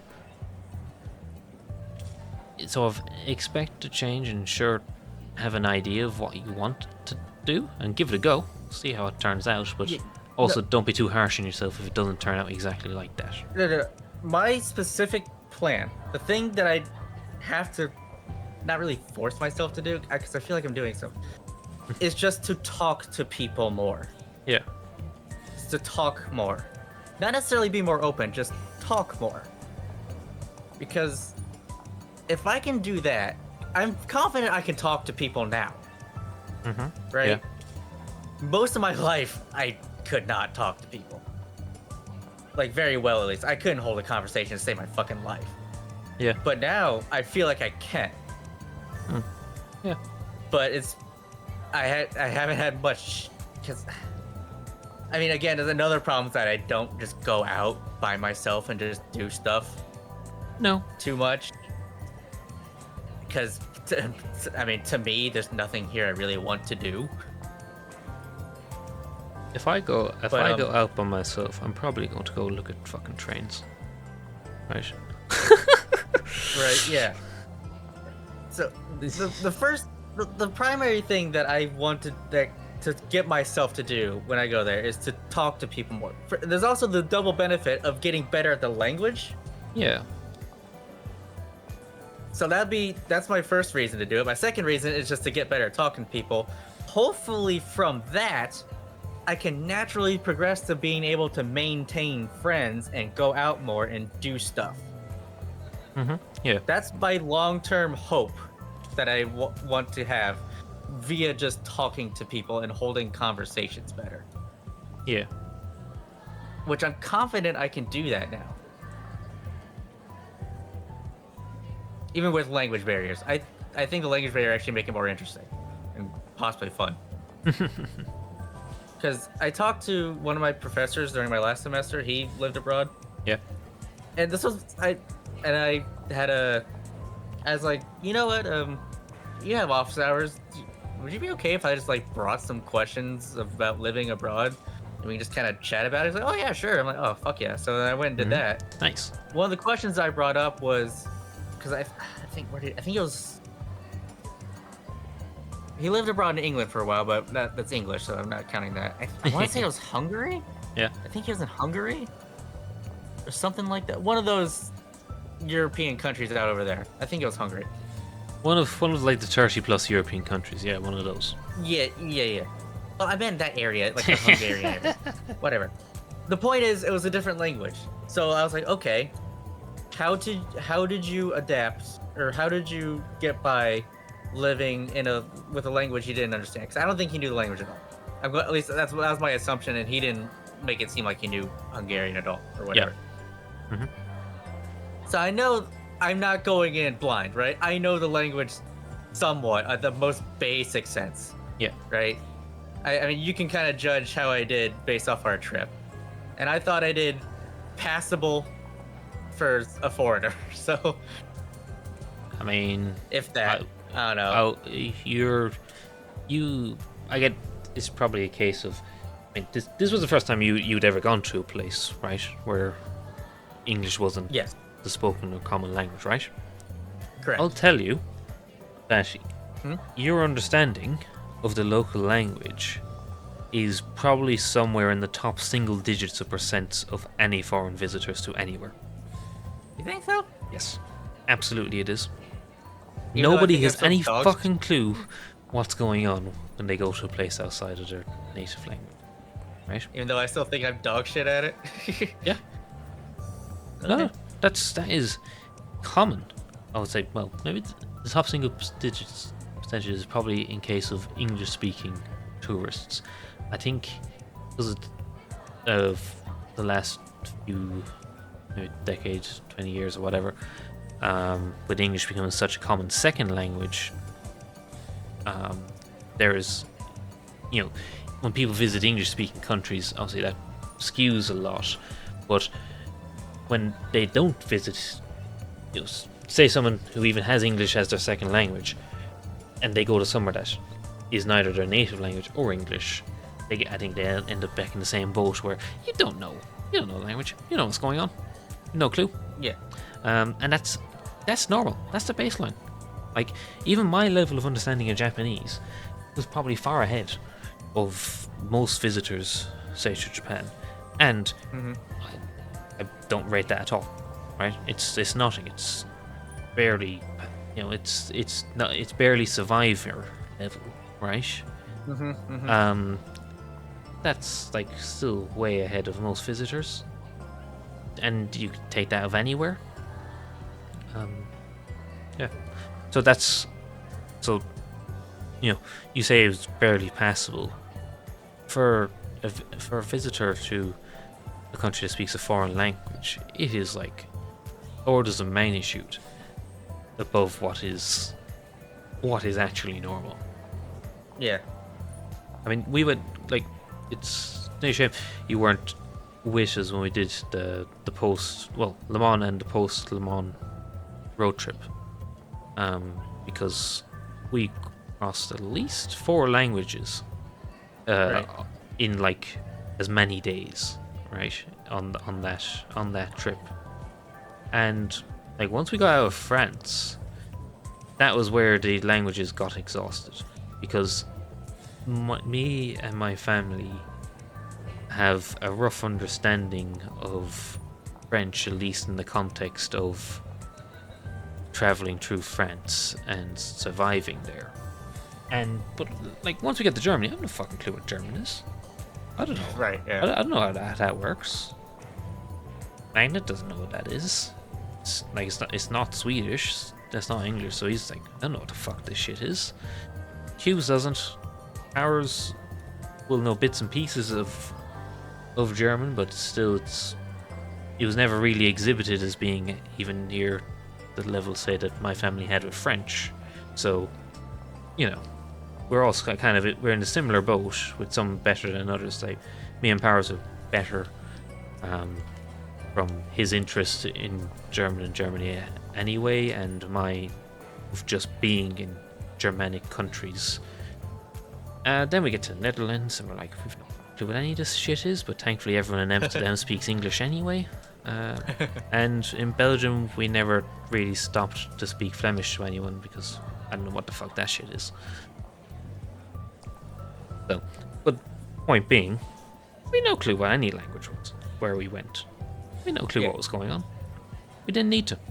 We just vibed. We got on with it. Yeah. Right? So And you having anything, and especially what you do have, and that you can be actually understood when you're trying to say something, right? Pretty basically the much. fact that I have the accents down, I am confident in my No, accents and pronunciation. you're looking too much into detail. You're still thinking, oh, I need to get the accents right and that. You actually know words that can actually be strung together into a sentence that makes sense. Oh, You can actually read.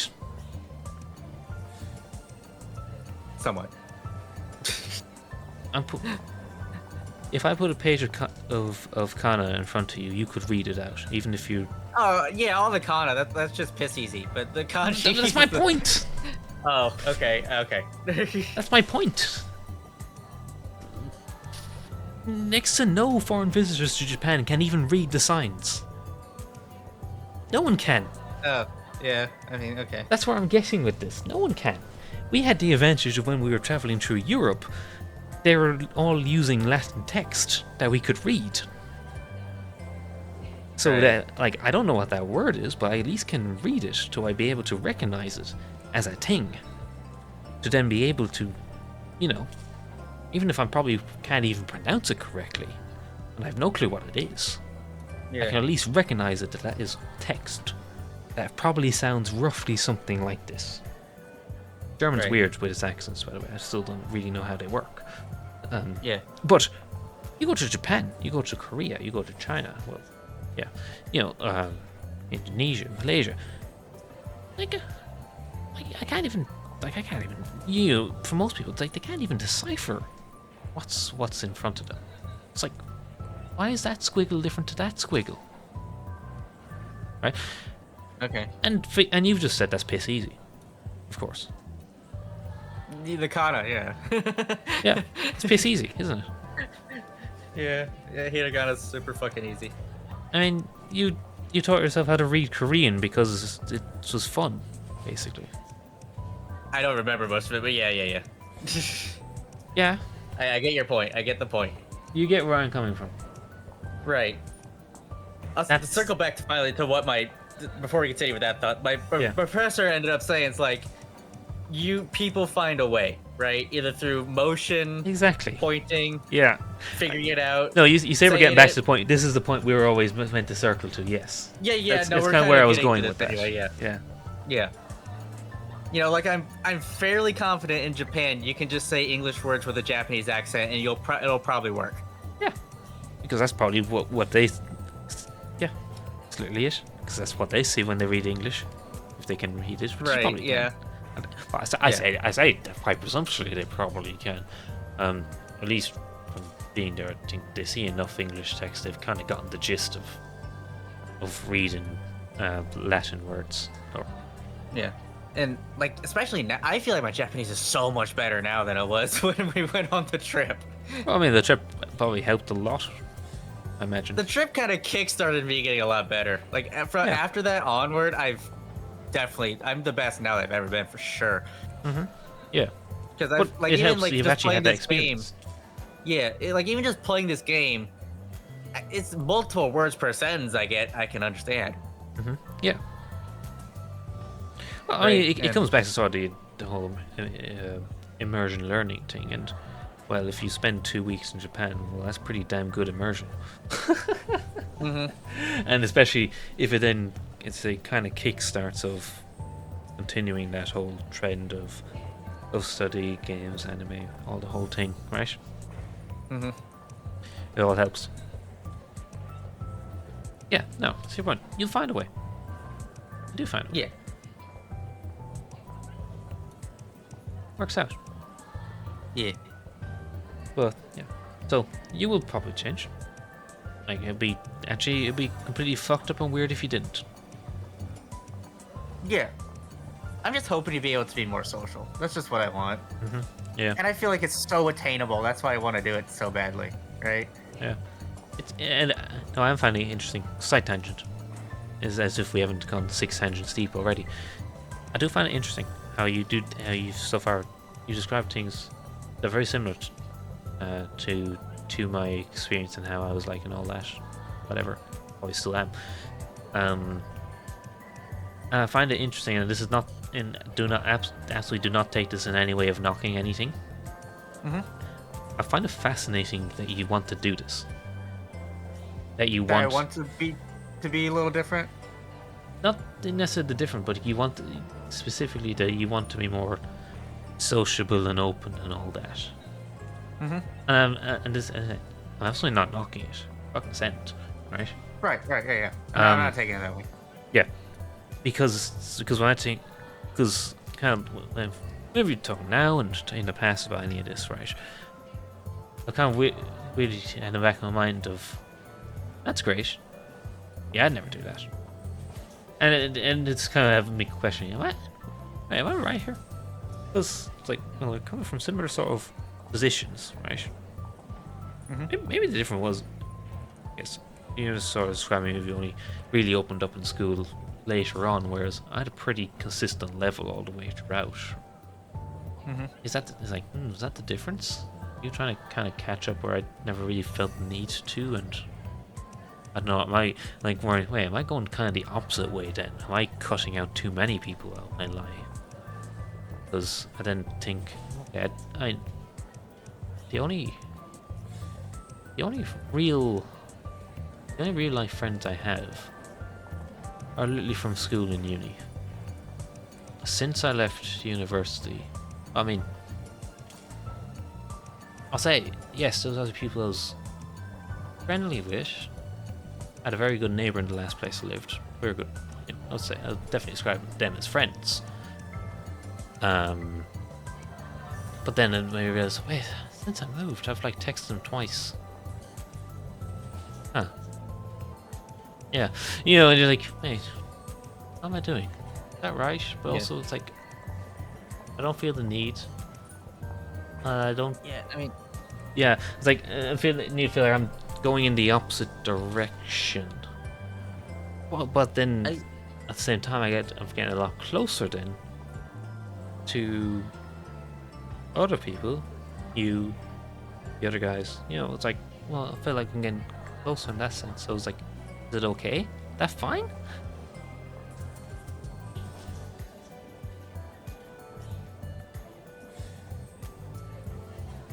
also, I'm not counting Discord and all. Discord is a completely different thing in my eyes.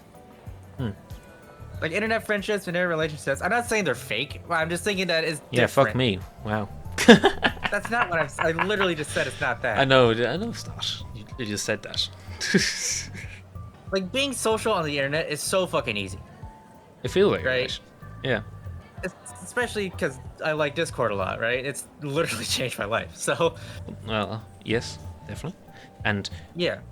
to my point earlier of when I moved, it wasn't actually long after I started using Discord, coincidentally. Yeah, that change was not the one I was anticipating. So, yeah. Anyway, continue. Yeah. Like, the friends I made on Discord are by far the longest running friendships I've ever had. It's not even close. Yeah. Because again, I think I alluded to this earlier, but I'm just so horrifically bad at maintaining friendships if I don't have to see the person on a regular basis for some reason.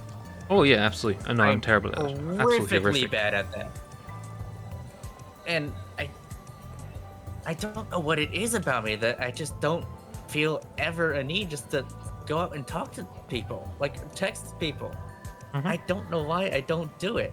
Yeah. I think it kind of goes back to me assuming. I think it goes back to me assuming they don't give a shit about me. Yeah, right. That's right. Yeah, we talked about this. Yeah. It's that, and I don't know. I'm not going to say this is the case for you. You can dig your own holes, right? But in my case, and the thing that kind of has tears me for pretty much my entire life is that I don't feel a natural need to give a fuck about them either. Which sounds very cold, sounds horrific, actually, it sounds completely terrible. And I know it's terrible. Because it's also not true either. And that's the thing I need to work. It's like, wait, it's like, that's the thing I have to kind of balance and make sense of, right? Is that obviously I care about them. I was speaking quite passionately about one of them earlier, and what he was doing with his life. I think that's fantastic, and I loved catching up with him. I do care. I care about them. I care about all of them. But yes, but it's like I simultaneously do that, but also I don't give a fuck. I don't give a fuck how you're doing today or what you were doing yesterday. Right? Like if you offer it up, I'll listen, and then paradoxically, I will care and be interested in all of that, right? Which does this make any sense? No, it makes zero sense, right? None of it makes sense, and it also probably feeds into my feeling of, well, why would you give a shit about what I'm doing today? You know, exact same time, right? We can circle back to that, but fucking not having a natural sense of empathy is really a fucking cunt. Really screws you up. At least I can point to the piece of paper that says that. Though at times I also think, is that pretty true, or did I just teach myself that? And then you realize that understanding yourself is a very complex thing. And people are very complex. Obviously. Yeah. I would say me from 5 years ago was the same way. Yeah. But now, or like last few years, I don't seek out what they're doing. Yeah. But I'll just be scrolling through Facebook and I'll see like, oh, we just had a kid, or or we have a baby on the way, or I got married to blah blah blah. I'm like, oh, sweet, good for you. Even if I don't like it or comment or anything, I still think to myself, okay, that's cool, good for them. I mean, I get that. More in the future. I get that. I know. I would always have that, but I just never feel the need to. I never feel the need to seek it out. That's a different. I feel like that. I don't seek it out, but I do commit it to memory, right? Yeah. Like I remember that shit, and same. In the last few years, I mean, it's like I do explicitly try to remember even small conversations we had, because if I see them again, or like even with family members, if I see them again, I can remember this thing, right? To show that I'm trying, at least. Yeah. Whether or not I actually remember the details is kind of still rough, but. Yeah. No, I do that. Also because I'm becoming more and more aware of it as time goes on, and as you just said, you find yourself you nearly have to try and make an effort, but well, it's not just. I don't want to make it. You're trying to make an effort for the sake of making an effort to make it look like you care, but it's because you actually do. Yeah. Yeah, but I'm just trying to rationalize that with myself. Of I really and truly, genuinely do not need to seek any of this out. But paradoxically, if I get it anyway, I guess that. I'll be really happy with that. Yeah. I'll be really happy, but for some reason it just does not compute in my head to go, wait a second, no, that was a good thing, you felt really good about that, why don't you actually make an effort to make things like that happen more often? And that's the bit that doesn't compute, and I don't really know what the answer is to it, because it's like so unnatural to me. It seems it's like so adverse to any way I would naturally act, that it seems nearly impossible.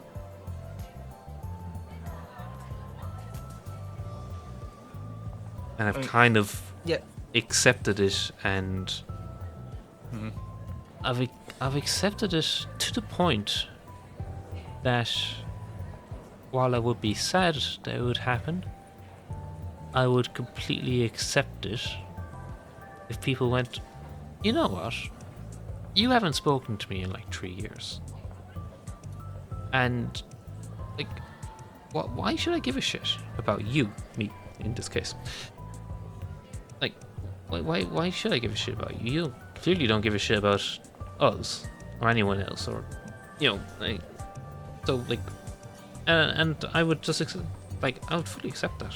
Like, no, that's fine. That's completely natural. Oh. I mean, not that I'd be happy. I wouldn't be happy with it. Like, it wouldn't make a difference between us there. Yeah, like I wouldn't be happy about it at all. Like, I feel very shitty about it. Not, but it wouldn't be directed at them. It would be entirely directed at me. It's like, no, that's complete. I'm completely deserving of that. Right? Like, no, this. Yeah. It's like, no, that's perfectly rational from your point. Like, it's what you should do, to be honest. It's like, you shouldn't give a shit about me. Like, no, understood. Okay, yeah, there's definitely a difference between us here. Exactly, That's yeah, fair. and that is interesting. For me, it's like this happened like a few weeks ago, probably like a month ago now. I don't remember how long ago. One of my old work friends texted me out of the blue. Right? God, it'd probably been like a year maybe since we talked, but text me out of the blue. I think she was just bored at work, and like we were pretty like good friends at work. Like just we got along, we just chummed up, that's all it was. Nothing more than that. I don't want to. But I thinking about what you just said, I hadn't really thought about thinking about it that way, but I realized that my perspective is like, oh hell yeah, they're talking to me, sweet. Yeah. Whether they remember this or not, I don't care. I'm super glad they're just talking to me, and Oh yeah, and I'd be the same way. I'd be like, oh great, it's wonderful. Yeah, it's amazing. But I wouldn't seek it out, and I would accept it in my life if that never happened again. From anybody or just from one in particular? Is that... Yeah, probably. I'd say of whole sort of classes of people. That I knew in the past, and have fallen out of regular contact with. That is the one thing I like Facebook for, is just being able to be a passerby but still seeing some of your old friends and seeing how they're doing. I do like Facebook for that. I definitely see the appeal. I completely get that, and I get the appeal of that, but I still find it overall. I think I have, for myself, in a very selfish way, I have found a happy place where, in getting the dribs and drabs and the bursts from time to time of this sort of thing, is better than getting the bits and pieces literally daily, right? But that is entirely from a selfish perspective. It's incredibly selfish. I would disagree. I'd rather have bits and pieces daily. I want that to be me. Yeah, and I wouldn't. I would, to be frank, I would probably get bored of it very quickly, and that would be terrible, because it's not something I should be getting bored of. Yeah, I mean, I might, but I don't think I would, so I probably wouldn't. So, well no, you don't, because you're a normal person. Well, that's debatable. Given everything we talked about today, you and I are not too far off. This is like one of the few things that we're kind of noticeably different on, and this is like on the future prospective type thing, right? Yeah. So I'm still being prospective in what I want to be, because at least to me, right, the point of me going to Japan is not this, right? Mm-hmm. But as like a side mission, if I didn't at least try to be more sociable like I want to be, I feel like I failed myself. Yeah, you're kind of taking advantage of the situation, and also the likelihood is you're going to be living in a city where this all gets turned on easy mode, which is ironic as the person who moved to and has lived in cities and has been the least sociable I've ever been. Though, that being said, this new job I got last year, that has kind of flipped it on its head, right? You seem happier now. I'm definitely happier with your now. job. Yeah. But I think it goes beyond that, in the sense of not just professionally. Right. It's because I think the culture in my workplace now is so different in terms of life outside of work. Coworkers actually genuinely give a shit about your life outside of work. Like, next Friday, we're going out to play darts and drinks in Birmingham. Right? Again. Which is, we never did that. Like, my old work never happened. not an I even. would love to do that. I would love to do shit like that. Now, Yeah, exactly. in the past, I wouldn't, but now Yeah. I want to do that. And I'm not gonna say it's too late, but It's not. I mean, Well, it isn't. it's not, right? I'm proving that right now. Especially when I go over there. God, I would love to do that. Like, Yeah. like Cubes and Powers have asked me, like, well, what about Nomikai? Which is said, I don't know if do you know what Nomikai is? I may have heard the word, but I couldn't tell you what it is. Nomikai is the Japanese word for going out to drink. After work. For drinks with your work buddies. Yes, Yeah, no, I have. drink. Yeah, no, yeah, no, I have heard that before. Oh, I know Right. the concept, and I've definitely heard that word before. Yeah, in Japanese is Nomikai. It's definitely a thing in Korea too, but Yeah. they're like, well, how are you gonna, do that? You don't drink. I'm like, okay, I can still go and just have water or soda or some shit, right? And still get the enjoyable experience. Yeah. Right? No, you I would will. love to do Nomikai. You will end up passed out drunk. Trust me. But No, I would love to do Nomikai, but just not drink because I don't really want to drink alcohol. yeah. No, I get it. Like, I'm joking, but yeah, I know, and that is. Yeah, and that is the difference here. So, for everything I've just said, maybe that is going to end up changing here, right? Even though I'm not actively seeking out like you are, so you're probably going to have a far better success rate on that front. Like, my natural instinct is to be shut into myself, right? Yeah. That's my natural instinct. I do have to fight that a bit, but I'm getting a lot better at it, specifically with conversations. Like I said, I feel like I've trained myself to be able to hold a conversation and keep it going. Yeah. Because before I could not keep it going. I could not. I had no idea how to do it. I've kind of trained myself to be able to do it. Now, to be able to put it in practice more often, that'd be cool. But I feel confident I can do that. Language barrier aside, which I feel like doesn't fucking matter. So You're probably going to overthink it, and at least. I mean, obviously, I overthink everything, but that's besides the point. Yeah, and at least you're recognizing that now rather than and in the heat of the moment, which may not change much, but it's spared. Anyway. But I would love to do shit like Nomikai. Yeah. Like, not even get like shit-faced wasted, just to be able to hang out with people. Yeah, no, and that has been the big difference, right? Because since I went to, and even though I did briefly at a new place, I did kind of semi-resist, but then I don't know, maybe I had a bit of an enlightenment like you've had, and gone, you know what? No, let's go around it, because yeah, like since I've been there, we had the Christmas drinks with my specific team that I'm in. The company as a whole has several socials throughout the years. Like fucking the Christmas, the company Christmas dinner. That was fucking awesome. That was a great time. Which is like, and I never thought I'd be ever saying things like that, right? Like that's not right. But it's also it is showing the difference in the company culture. Like a bunch of the guys, sim race. A lot of, for some reason, the engineers are into golf, and they all go golfing a lot of the time. Two of the guys in my team, they went skiing in February with a bunch of other people. It's like it's a different vibe. Like, yes, we work together, but we actually are, we can be genuine friends, and even if it's literally our interactions outside of work are kind of semi-work anyway, where in that, okay, the team or the department's going out to do this thing, or it's an official company social, even if it's just those sort of things, that's still miles better than anything I ever thought I'd be even interested in. Yeah, with me it doesn't matter if I say where I worked.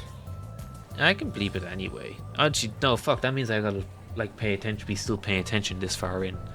You do whatever. Okay. When I worked for your own good. Like, I worked there for 3 years, but okay, first off, it got me actual work experience that isn't just scoring races, because come on, scoring races is not a real job. It was a good high stress trainer, I will say that. But as a real job, no, it's not insane. But have you ever had people from work over at your house? No, I never will.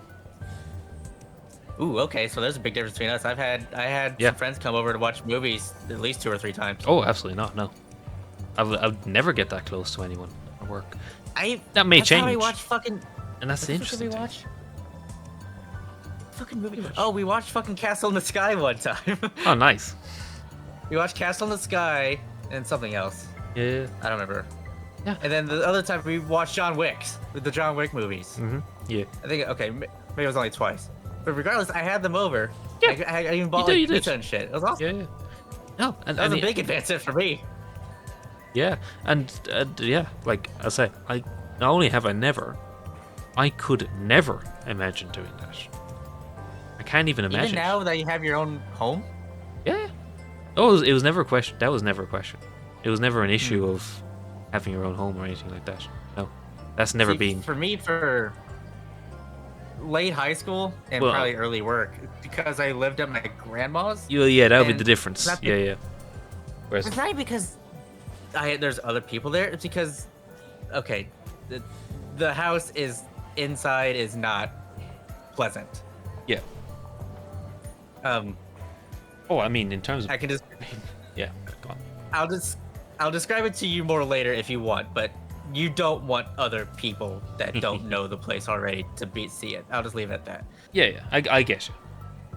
Not unlivable, but you know you're gonna be getting it. So once I moved to where I'm at now, my own place, my own trailer, I did part of the effort thing. So I guess I've been doing this for years now, more so than I realize in retrospect. I had people over a couple times. Yeah. I wish I did more often. I probably should have, but I mean, whatever. Yeah.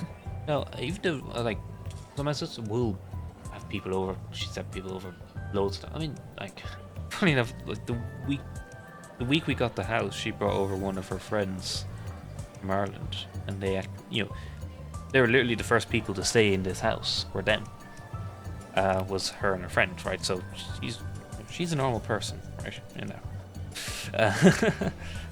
I joke with her all the time because obviously the last 2 years we've been doing up the house and all that, and like I would just joke with her all the time, like, who are we bringing over?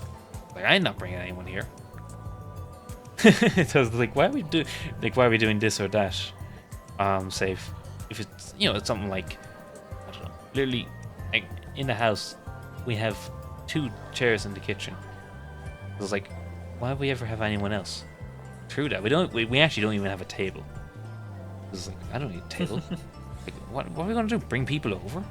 Like, I even questioned why we bought a sofa. I mean, okay, it's worked out in the end, given I actually spent the first like 6 weeks in this house sleeping on said sofa because I didn't have a bedroom at that point. But it's kind of like things like that. I kind of joke, it's like, why would we need that thing? Why do we even have to have a nice sitting room? Say, it's like, we're not gonna have visitors over. Like jokingly, but it's also like, I could never imagine doing that, especially like people from work. It's like, Interesting. How to bring you over? Again, but it's also like, I say that in the same breath. I say, oh, but look, really, like, I'm generally looking forward to going out with you, and gonna have get on great. I mean, again, as we alluded to, I'm much happier now where I'm working.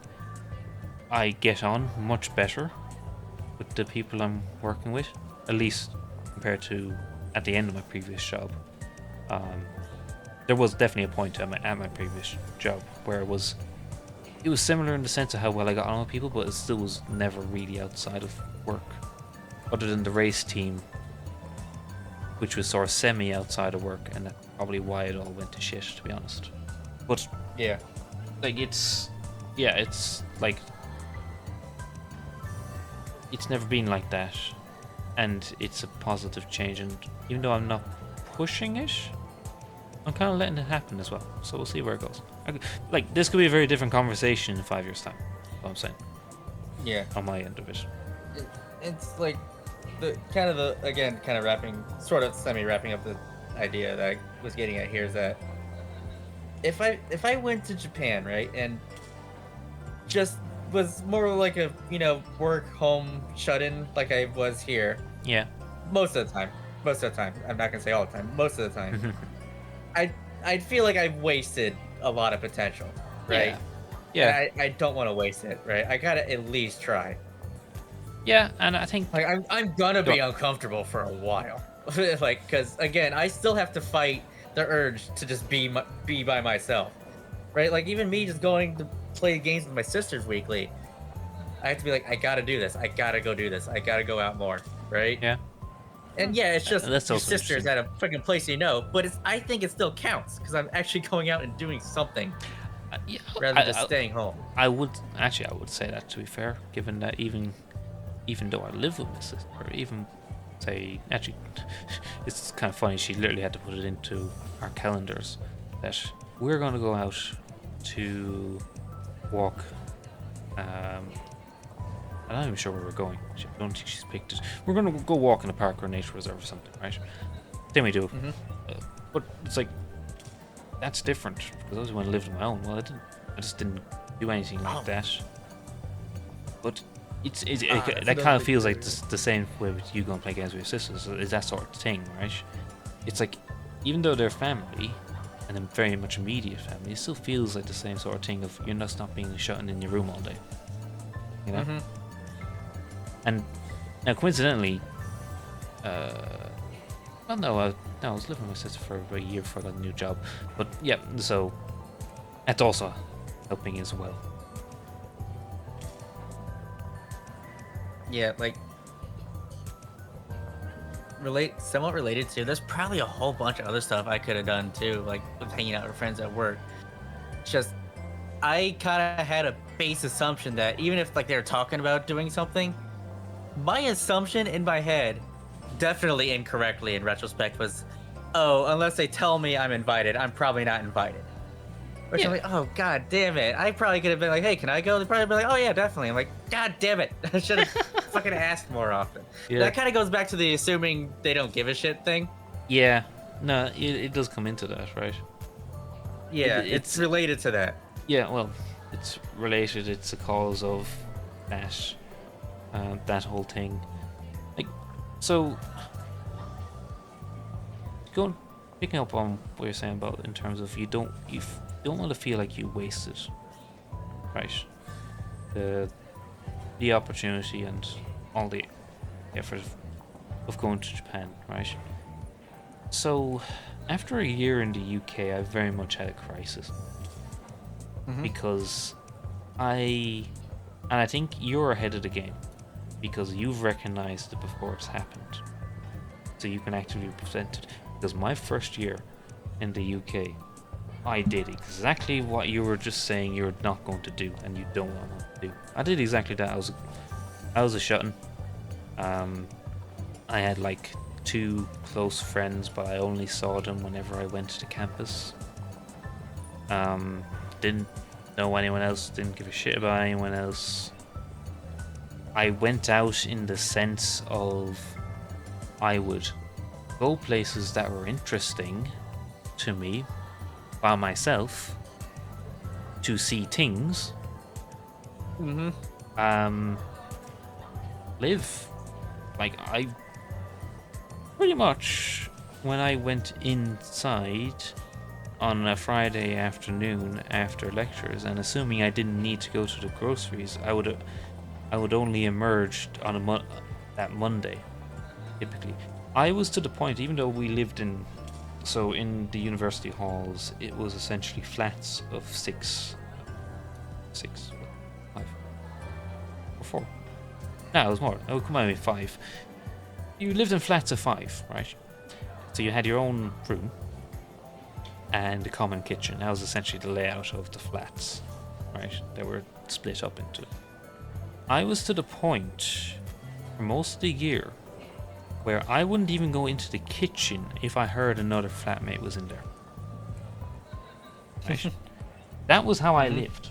I just wouldn't even go in there. Even though, if I say I was in the kitchen making my food or whatever I was doing, right? And somebody came in, that wasn't an issue. I had no issues with any of my flatmates. They're wonderful Yeah, people, I'm definitely. right? Yeah. But if they were in there, oh, I'm not going in there. Especially if they brought any of their friends over. Two of the people in my flat were extremely sociable. One actually I didn't. I To be honest, one of them he might have actually dropped out 6 months in. I never even noticed.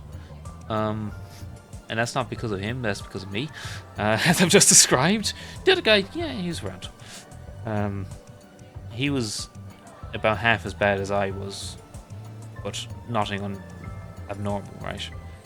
But yeah, no, it's like, but that's how I was, right? That's how I lived that first year.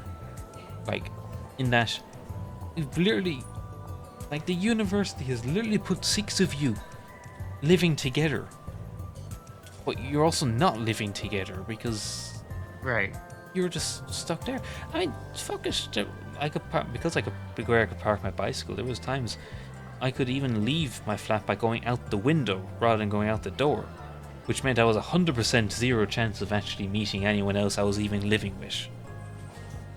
Because it was, to be fair, it saved me like a 5-minute walk around the building to get to my bike, because I could see my bike from my flat and there's a ground floor, so I just climb out the window and go to it. If I didn't give a shit about locking my window. I did do that many times. But it's like, wow, you that antisocial, you're literally climbing out the window, then actually walking out your flat, walking out your building, walking, in the main communal areas of the halls that you live in. No, you're just going to climb out the window, get on your bike, and fuck off. Right? Anyway, Yeah. so I get to the end of the year and have this then crisis of realizing, fuck. Like, wow. Because to be fair, one of the friends I did know, because he'd actually was a normal person, had gone and done things.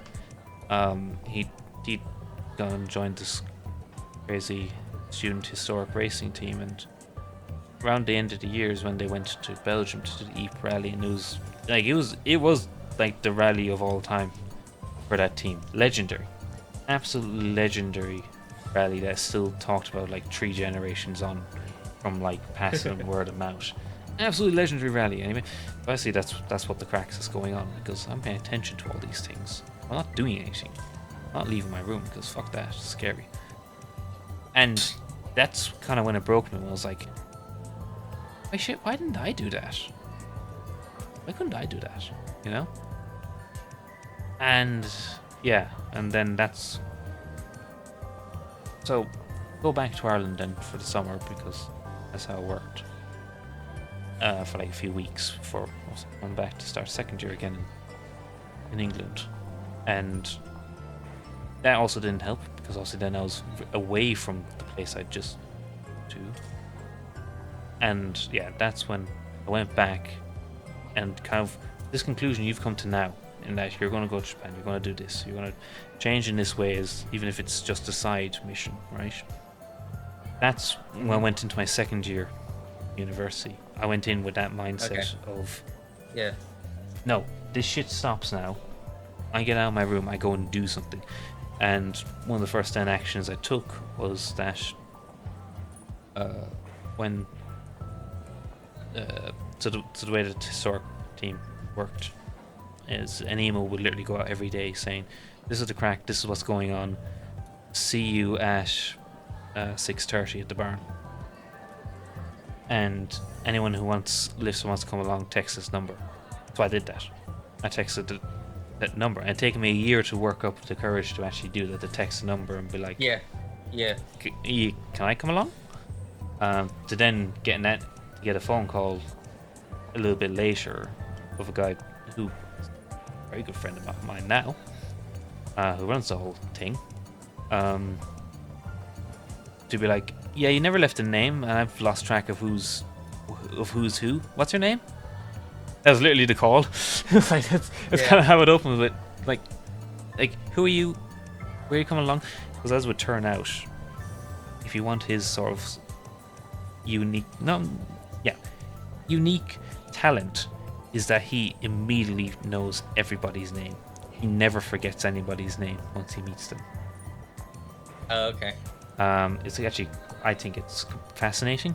The reason he said he learned that is because when he would set up bungee jumps, because he was part of kind of the group that invented bungee jumping as a sport, allegedly. Because there was the chance that the person that you're just about to kick off the ledge is just going to die, he always made a point of remembering their names. Which is kind of a bit dark, but yeah, it lets this ability where if you ever meet this guy, he will remember your name. Yeah. Yeah, so, and then from there, everything developed into what it developed into. So, the fact that you're having this conversation now, before you go to Japan, before all this kind of happens, and you're recognizing that, I mean, you're a year ahead of where I was when I did a similar thing. Because I wasted that first year. Complete waste of time. And had I, anyway, yeah, things would be different, whatever. To the dust, whatever. But, yeah, you're hopefully then going to avoid getting 6 months, a year in, and having basically effectively that same breakdown. Of realizing, oh fuck. Yeah? Right. Yeah. I don't know what's keeping me from like going out more here before I go. I haven't quite worked out why, because there's still like every now and then, probably like once a week for like 2 to 3 days, I'll just be like, I ain't going anywhere. I'm staying right fucking here. I just can't, right? And that's just the social anxiety part of me coming back, because it used to be like that every fucking day. I just wouldn't talk to anybody and just go home and not talk to anybody. Yeah. Right? So I definitely have social anxiety, and obviously that's a slow process to get over it, years and years on. And only 2 to 3 days a week, hey, I feel like that's not bad. So but I mean, because I haven't worked. I mean, I was going to school for a while, so I guess I was going out, but I didn't really talk to much people out there since that's only going to be one semester. So, my third year was awful in that perspective. Oh yeah. That's kind of not true though. In one of my classes, I had 2 pretty decent friends. Nice. Even though, I mean, we all knew that I was only going to be there for the one semester, and anyway, whatever. Yeah. Anyway, so I had a friend, even if it was just for one class. Regardless, like, what I've kind of figured out though is I don't mind going for like a walk. Yeah. Even like on days I don't feel like going anywhere. Yeah. So like, even like on like the days in Japan, right? Because they're gonna happen where I just don't feel like doing anything, right? Yeah. It's gonna happen because I know me, and I know some days I'm just not gonna want to do something, not gonna want to talk to anybody. I think at the very least I could go out and just walk around and see what things there are. Which, I mean, I'm going to do that regardless, because why wouldn't you?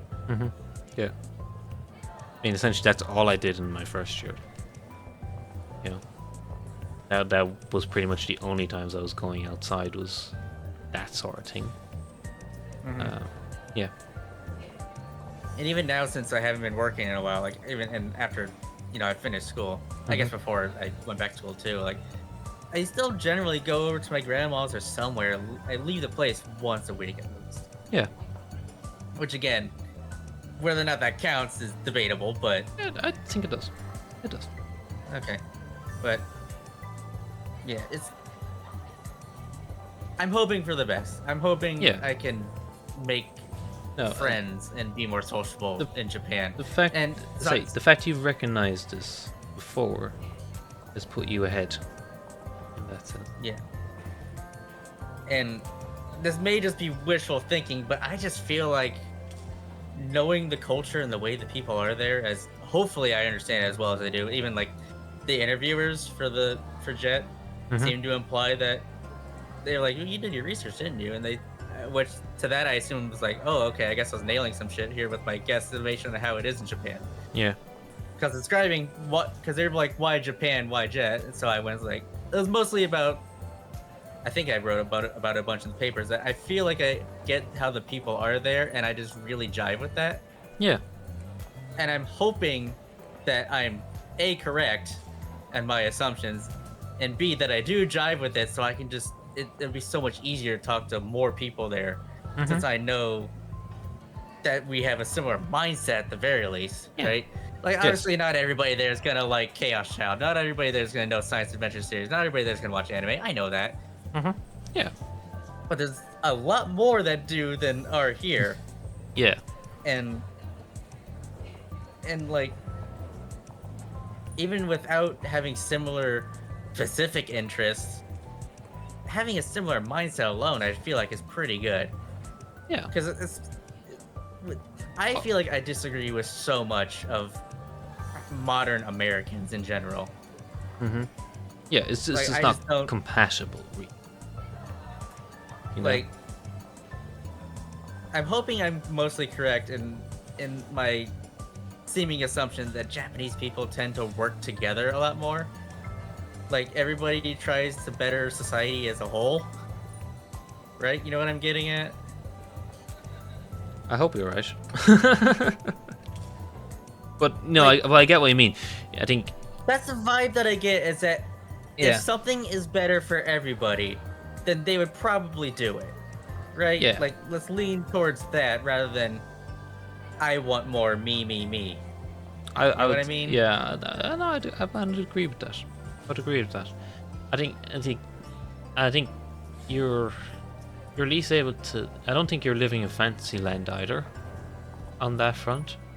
But you obviously appreciate it's better than the US in that sense, because it is. Yeah. It's.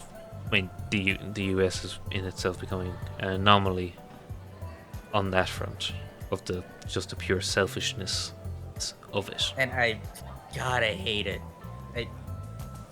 There's a lot to like about America, but especially right now, it's for people like me that just want everybody to be happy and everybody to just be cool with each other and just have fun, and everybody do, you know what I'm saying? Yeah, Right now, it's an awful time for that. Horrible time for that. yeah, And quite frankly, it pisses me off. yeah. Like, not to sound like unpatriotic, whatever the fuck, but I just am very unhappy with America right now and Americans in general. It's not. It's absolutely not. The clarity on that. It's absolutely not unpatriotic. It is a sign of patriotism that you actually give a shit about that. I guess, yeah. And why? But idiots won't see it I like know- that. And again, I know Japan isn't everything I'm looking for. I'm fully aware it's not a utopia. I want to make that clear. Yeah, and that's the point I'm making. That you recognize that, right? Like, you know that, Right. And that's why. Yeah, I know that, right? And that's kind of like, okay, this is gonna work. You know what you're getting yourself into, and that's probably what the Jet interviewers recognize. Like, okay, you're not telling us, oh, Japan because it's this magical land of whatever. Yeah. It's like, oh no, you actually get it. Right, and I think they could tell from the interview, but they also asked a question like, how do you prepare for something? I don't remember what the specifics, but it was basically, how do you prepare for shit? And I was like, well, generally I'll do as much research to understand what I'm getting into as best as I can before going in. I'll do a lot of research. I know that's true. I Yeah. definitely do that to understand something as best as I can. And whether I do or don't, I mean, I'll find out once I get to whatever thing I'm doing or whatever I'm about to do. And I'm gonna do it. I'm gonna finish the thing I started, right? I hate leaving shit unfinished. As you can tell by my anime watch history, I generally finish shit I start. Right. Often to your detriment. Jesus Christ, you shouldn't have finished some of those things. But the point is, though, I'm not gonna quit halfway through. I'm gonna go through with it, and if I come out with a good experience, cool. If I come out with a bad experience, well, that sucks. But I mean, whatever. Tomorrow's a different day. Yeah. Right. And I think they got my answers to how I thought about the culture there and what I was thinking the people were like and all that. That it was well researched and hopefully correct. Yeah. Hopefully. I mean, to be frank, it probably isn't correct, but you're going to find out the answer. Yeah. Yeah. Like, I And that's all part of it. I don't know what problems I'm gonna have there yet. Yeah. I just don't. But I'm fully aware that there's gonna be some problems. Like, I don't know what they are, but I know they're gonna be there. Yeah, and you're hopefully, absolutely going to find things about Japan that you are going to hate. Right? Oh, of course. But you don't even know what those are. I don't know what they are yet. But and the end hope is that even with those problems, is that the benefits outweigh those problems. Yeah. And I got a feeling that no matter what, the benefits of Oh yeah, definitely are gonna outweigh those. Given, everything that I kind of talked about with America and how definitely people are here right now. No. Yeah, because now the UK, me moving here was as much a convenience rather than, like, I wouldn't say a particular, like, I didn't have a particular attraction to the UK. I just had an immediate need that was going to be best satisfied by going to the UK. Because the plan, to be honest, a lot of the early plan was, hey, go get educated in the UK and then probably move to France or Germany immediately afterwards, which then never happened, obviously. But it's kind of a similar thing of, it's like, well, I'm not against that. There's a lot of things I like about here. Also, I'm still here, so I can't hate it that much. And as I say, it's like, I also found a lot of things I don't like that I didn't even really understand before, and now I understand. Because shockingly enough, when you live in England for as long as I have a much better picture of English people now and of society here. And there are definitely things, there's things I much prefer here over Ireland. Like, I could never see myself moving back. And yeah, in that sense, there's a lot of things that were vindicated of what I had thought before I moved from Ireland. That were proven completely right. It's like, okay, nailed that one. And they're, it's like, well, that's much better here. And yeah, there was then some negative things that, okay, now that was proven right. And there's then new negative things. It's like, didn't really know that was a thing, and well, now discovered that. And then the least of them all is, yeah, there's a few extra positive things that I didn't anticipate being a thing here. Like, I get it. But it's just to find something that it just fits better, right? It just fits you better. Because it's like, if you're just not comfortable, right there. Yeah, because for me, that's another reason I don't really want to go out right now. Is because I'm just not comfortable. Yeah. So like, because the thing, my thing, right, compared to Ireland, because I don't know enough when they talk about the selfish or the social great issues of the day. I'm much more aligned with Irish mentality on that. A lot of the thoughts of and morals of people in the country I live in are horrific. But the thing is, it's getting outweighed in terms of where would I rather live. It gets outweighed by that life in the UK is much faster and more intense than in Ireland. And people are probably listening to that as like, well, what? Why do you want that? That sounds terrible. I'd much rather live in Ireland then. Right? The funny thing is, I'm kind of with you. I would kind of rather be more fast-paced. Exactly, right? And that's my point, is that it's what suits you more. Because I know people, well, it's not really a fad, but it's like a trend around here in England, especially sort of Midlands and further south, is when you either reach retirement, semi-retirement, financial independence, a lot of people, they fuck off to the north end of Scotland. Obviously life's a lot slower, chill and all that, right? Because they want to get out of the rat race, right? And it's like, well, now this could be just because I'm a 20-something-year-old, but it's like, no, I want to do the opposite. I want to go into the rat race. Like, people like would say, I never want to get into this career or have this job because it means I probably have to live in London. And I hear that, I'm like, oh, excellent, I'd love to live in London. I would love to live in a city. I would love to live. I've never lived in a proper big city. Yeah. Like Fort Wayne, for me is a big city, right? It's Right. 270,000 people. That's not a lot. That's Like like that's the not size of Oxford in right. terms And of I've population. and I've never lived in a city, like in the city proper. But Yeah. It's like actually, even right now, I'm on the outskirts. yeah, I I think would say. actually, in terms of population, at least, that's actually similar-ish to Coventry. But the thing is, Coventry is part of a bigger conurbation of about, I think the total of the conurbation is 2-3 million people. I think. Or was it 4? Anyway, yeah, it's a lot of people anyway. In the wider conurbation of Birmingham, Wolverhampton, Solihull, Coventry. Um, Yeah.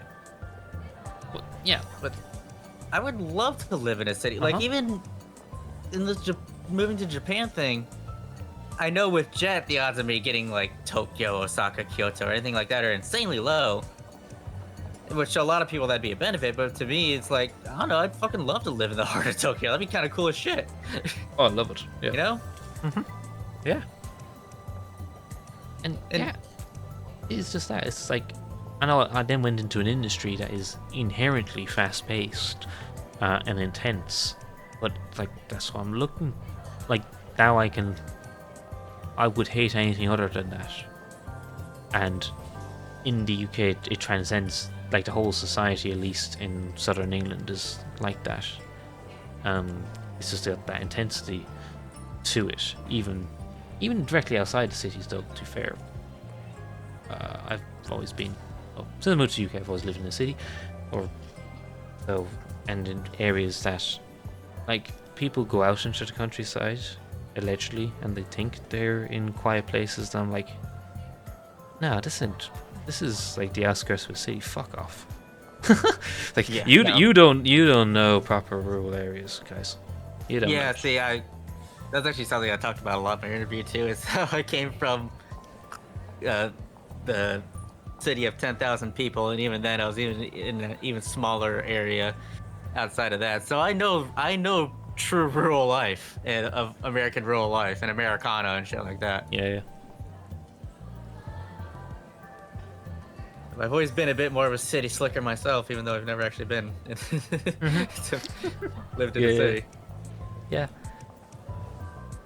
But I guess ultimately the whole point is you're finding a place that fits with you, right? And fits Yeah. with what you I want, just have what you want to do. And I guess this is sort of the anti-nationalist view I kind of have. Maybe that's the wrong way of putting it, given the connotations of whatever.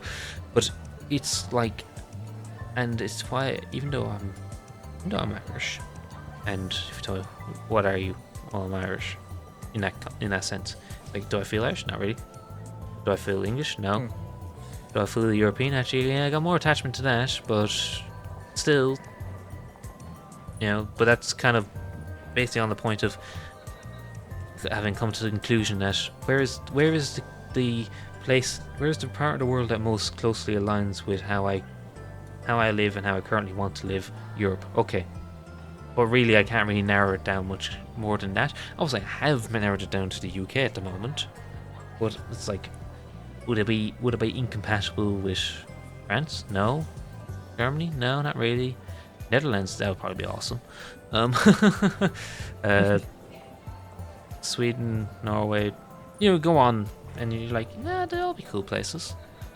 I got no issue. I would have no issue really living there or anything like that. I would but I wouldn't just be in the sense of, hey, it's a cool place and like hanging out there or anything like that.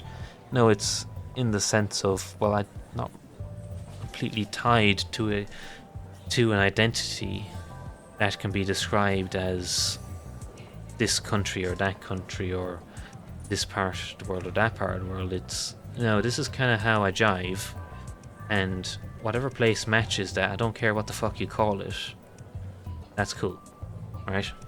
Yeah. I can work with that, as long as if it fits that, it fits that. If it doesn't, I don't. So that, and that would kind of be my general principle would say to people who find themselves that it doesn't matter if you grew up here, it doesn't matter if 10,000 generations of your family lived on this hill.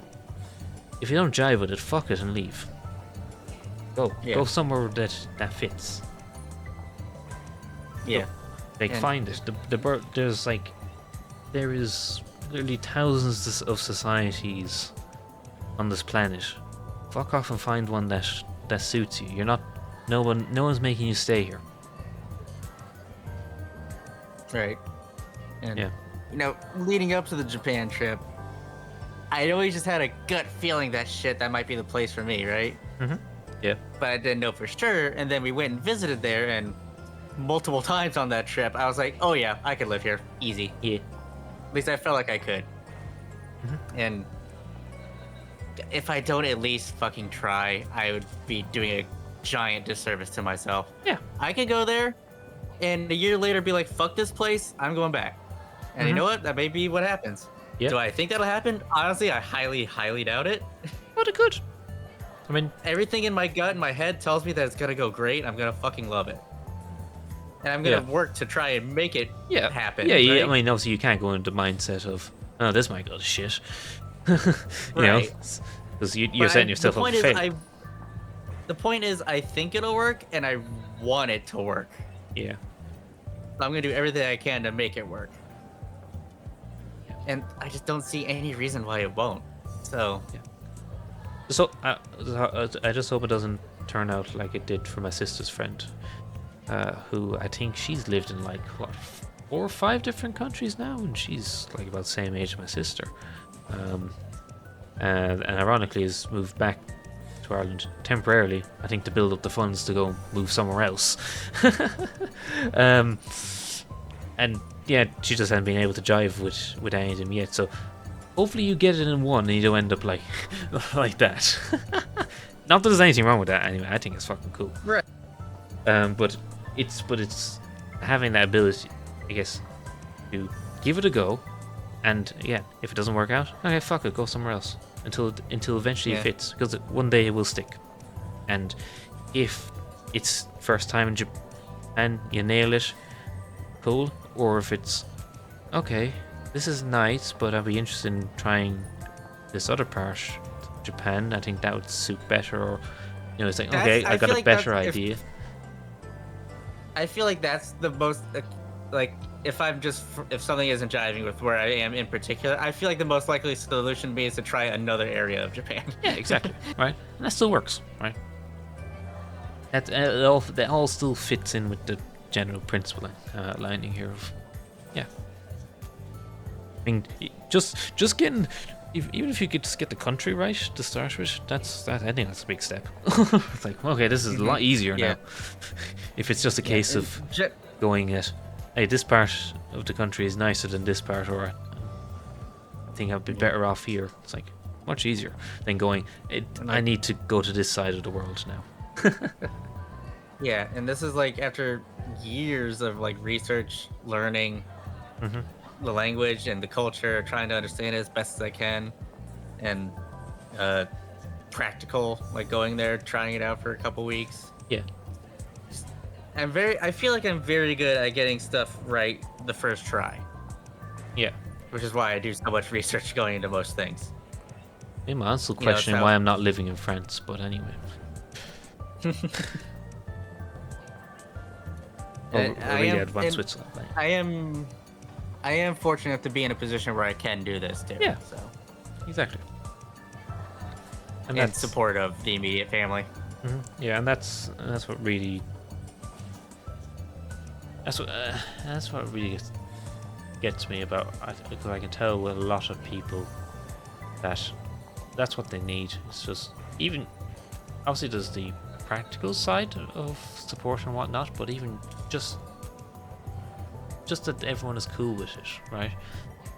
A lot of people don't even have that, right? In terms of being able to do that, right? And obviously, both of us do. But it's like, yeah, so saddening, really, that a lot of people don't get that opportunity to be like, Nah, I think I can do better than this place. Or doing whatever I'm doing right now. I'm gonna go try to do something different. See ya.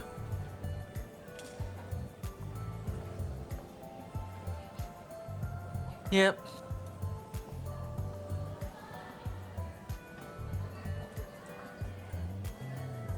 Anyway, so all of this was to justify liking anime titties, basically. Hinae is very, very, very cute. It's okay that I think that. That's the conclusion.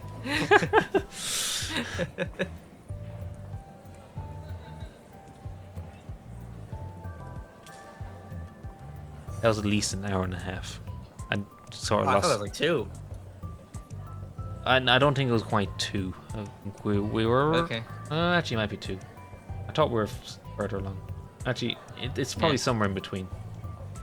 I think it was like 40 minutes or something. Mightn't even. Oh fuck! You might be closer to the. You're probably closer to 2 than I am to 1.5.